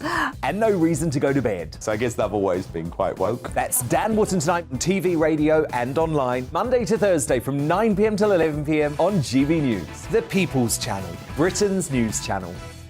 Join me, Lawrence Fox, on GB News. Frank, fun, fearless, and sometimes serious. Much as I love a Friday night punch-up, what I really want is a battle of ideas. I want to look at things differently. I want to hear different voices and engage with your unique experiences. Every Friday at 7 p.m. on GB News. Hello, I'm Esther McVeigh. And I'm Philip Davis. Whether you're watching or listening on TV, online or on radio, we handpick the latest stories, debates and expert opinions for your weekend. So whether that's politics, news or showbiz, we've got it covered. Join us every Saturday morning at 10 o'clock on GB News. Join me every Sunday at 6 p.m. for Gloria Meets. In exclusive interviews, I'll be finding out who our politicians really are and what they really think. It's something that you would never want anyone to suffer. I didn't know what channels there were. I didn't think I'd be believed. I must have weighed about 7 stone and I'm 5'8". My instincts was to sort of cover this up. I mean, clearly that was a mistake. Join me every Sunday at 6 p.m. on GB News, the People's Channel, Britain's news channel. Hello there, it's Eamon Holmes here from Breakfast on GB News. We're not just on your television and your screens, you know. We're on DAB plus digital radio, so you can listen to your favourite shows on the move. If you've not yet listened to GB News Radio, it's very simple. We're on your radio player and TuneIn apps, on your smart speaker, phone or tablet, or online at gbnews.uk. Take us with you wherever you go. GB News Radio. You never have to miss a moment of the People's Channel.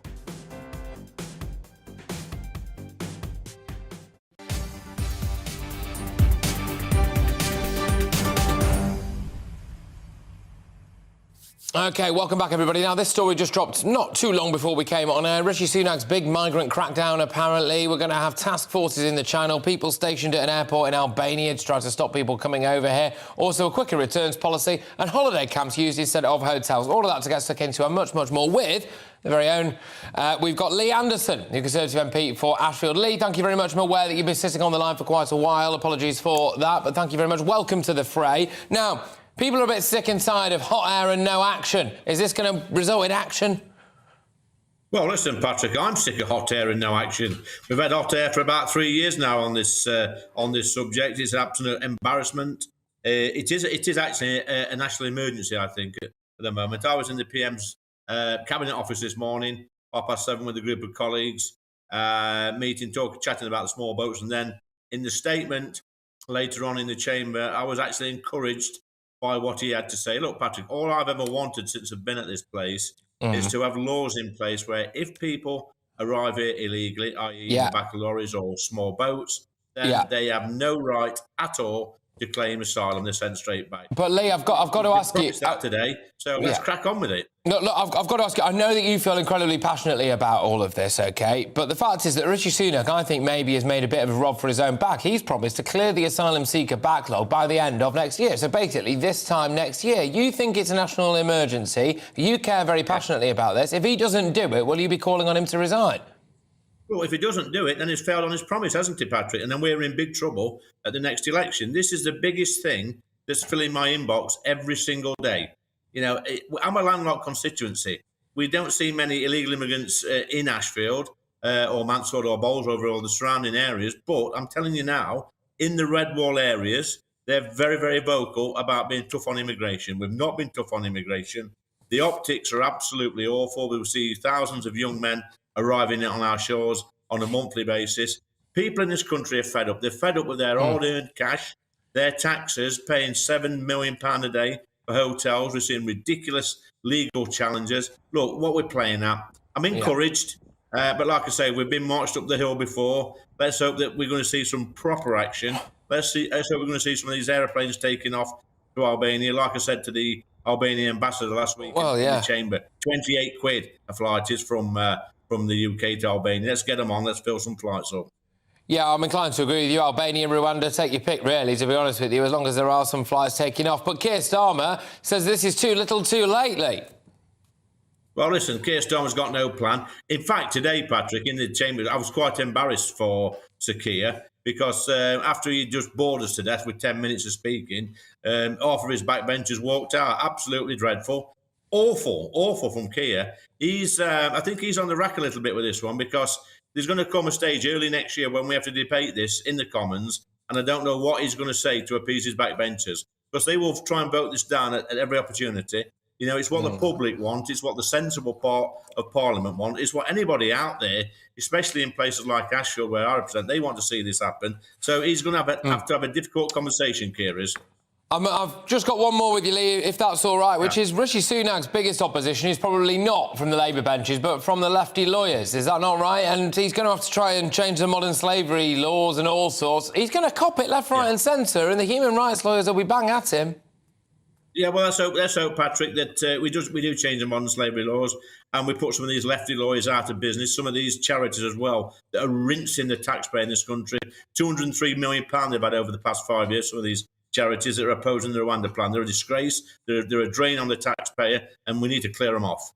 Lee, thank you very much. Appreciate you sitting on the line for a while before we went to you as well. Lee Anderson, the Conservative MP for Ashfield. Let's ask someone else who should know a thing or two about handling this crisis. It's GB News' presenter, Nigel Farage. Nigel, good stuff. Right, OK, you've had time now to digest and mull over Rishi Sunak's big migrant crackdown. What do you think? not worth a row of beans. We've heard it all before.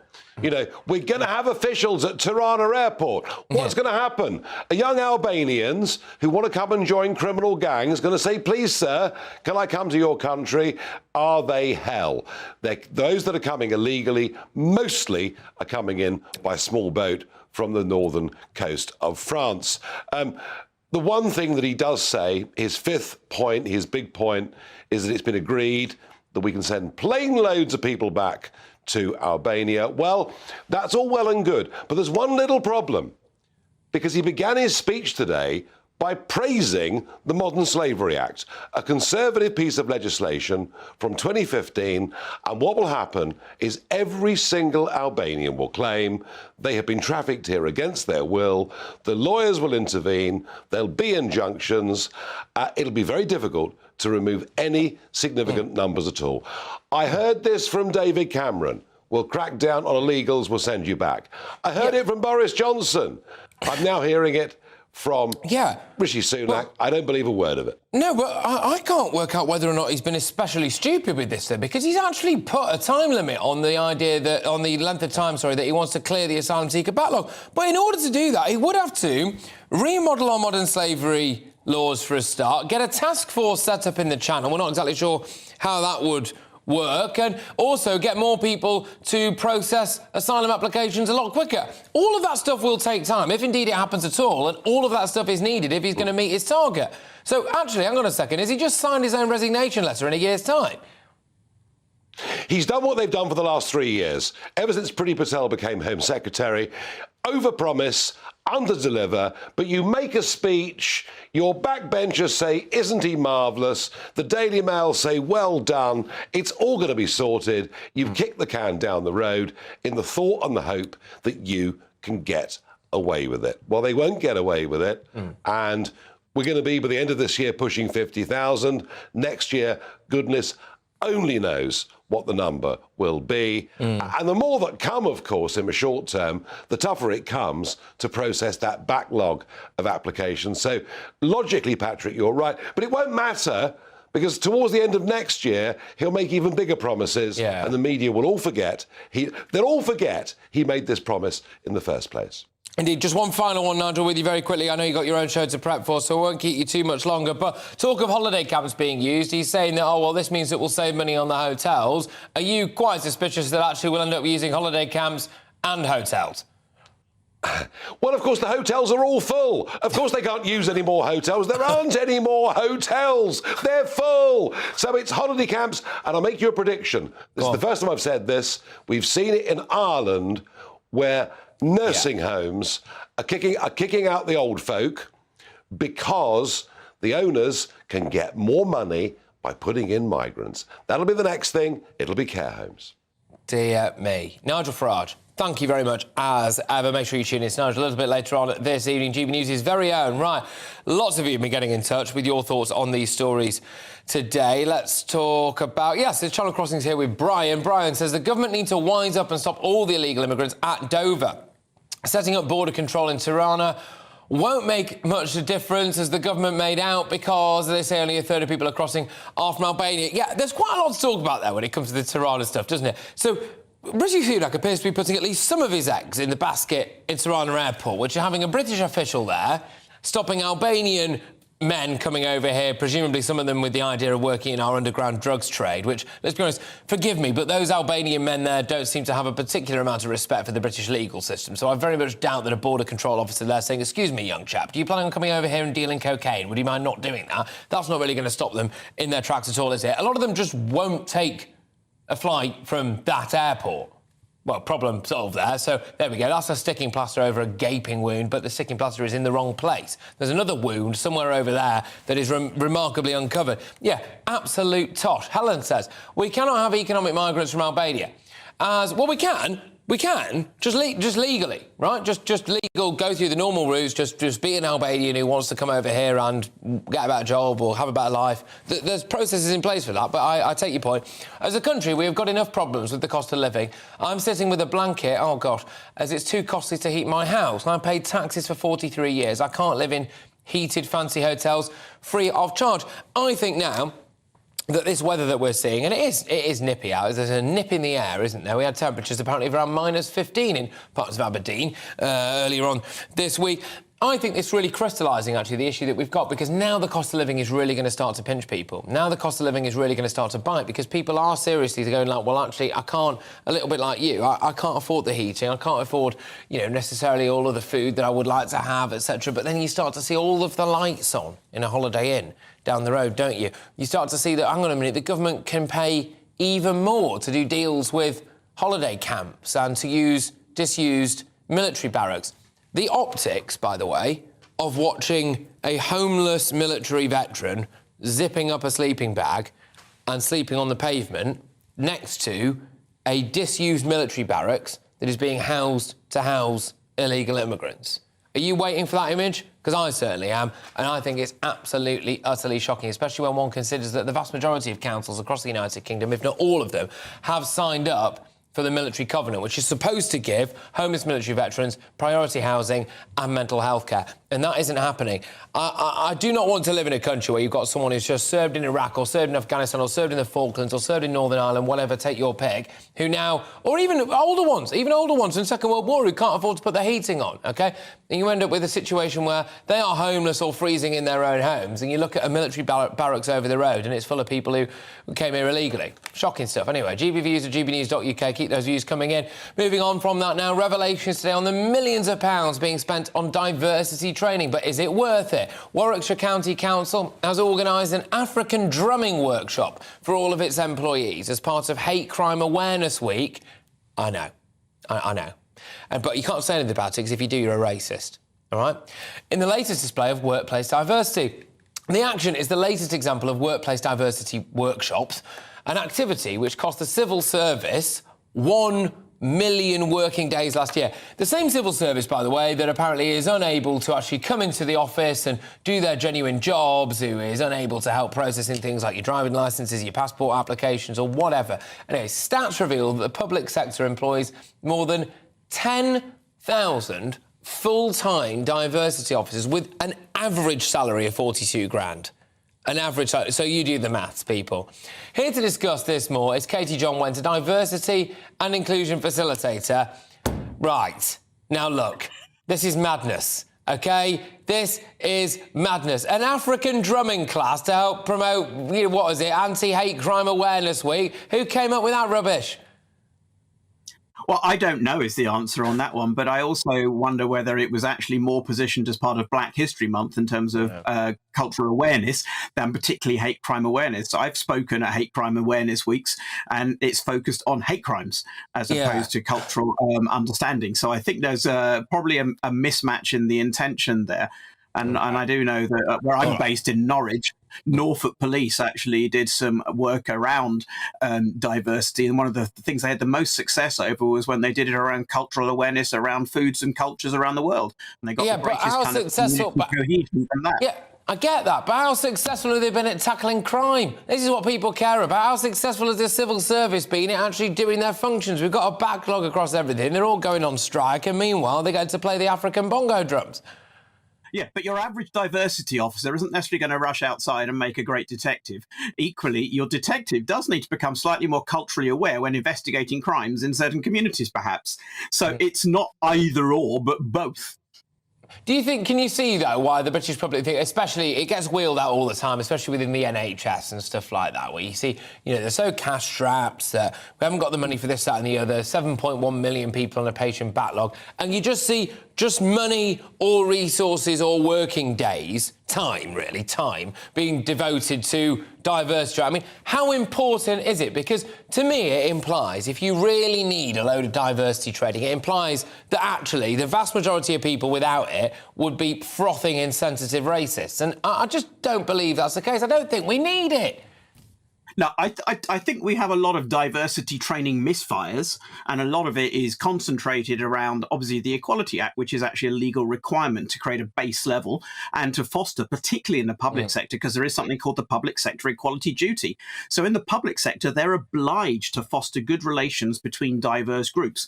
But the thing is, as well, we also have at the moment the lowest unemployment and the highest kind of workforce gap in skills. And one thing that some aspects of diversity training can do is have people at kind of interviews when employing people be a little bit less kind of gender blind, race blind, disability blind and other things, and actually get more people into jobs who previously perhaps had not been considered.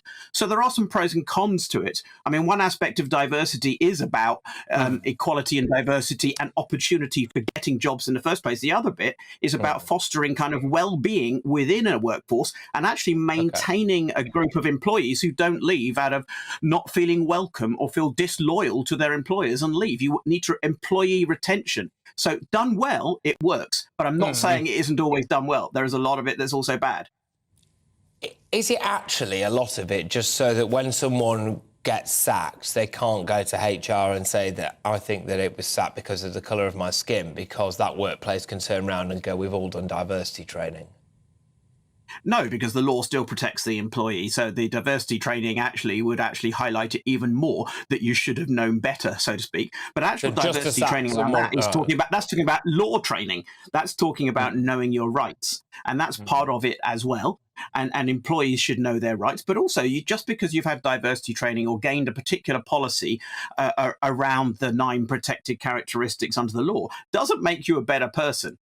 You can actually, you can say all the right language and still hate the person you're talking to. You can stumble over language and get it wrong, particularly as language changes on a weekly basis. Well, yeah, there is that.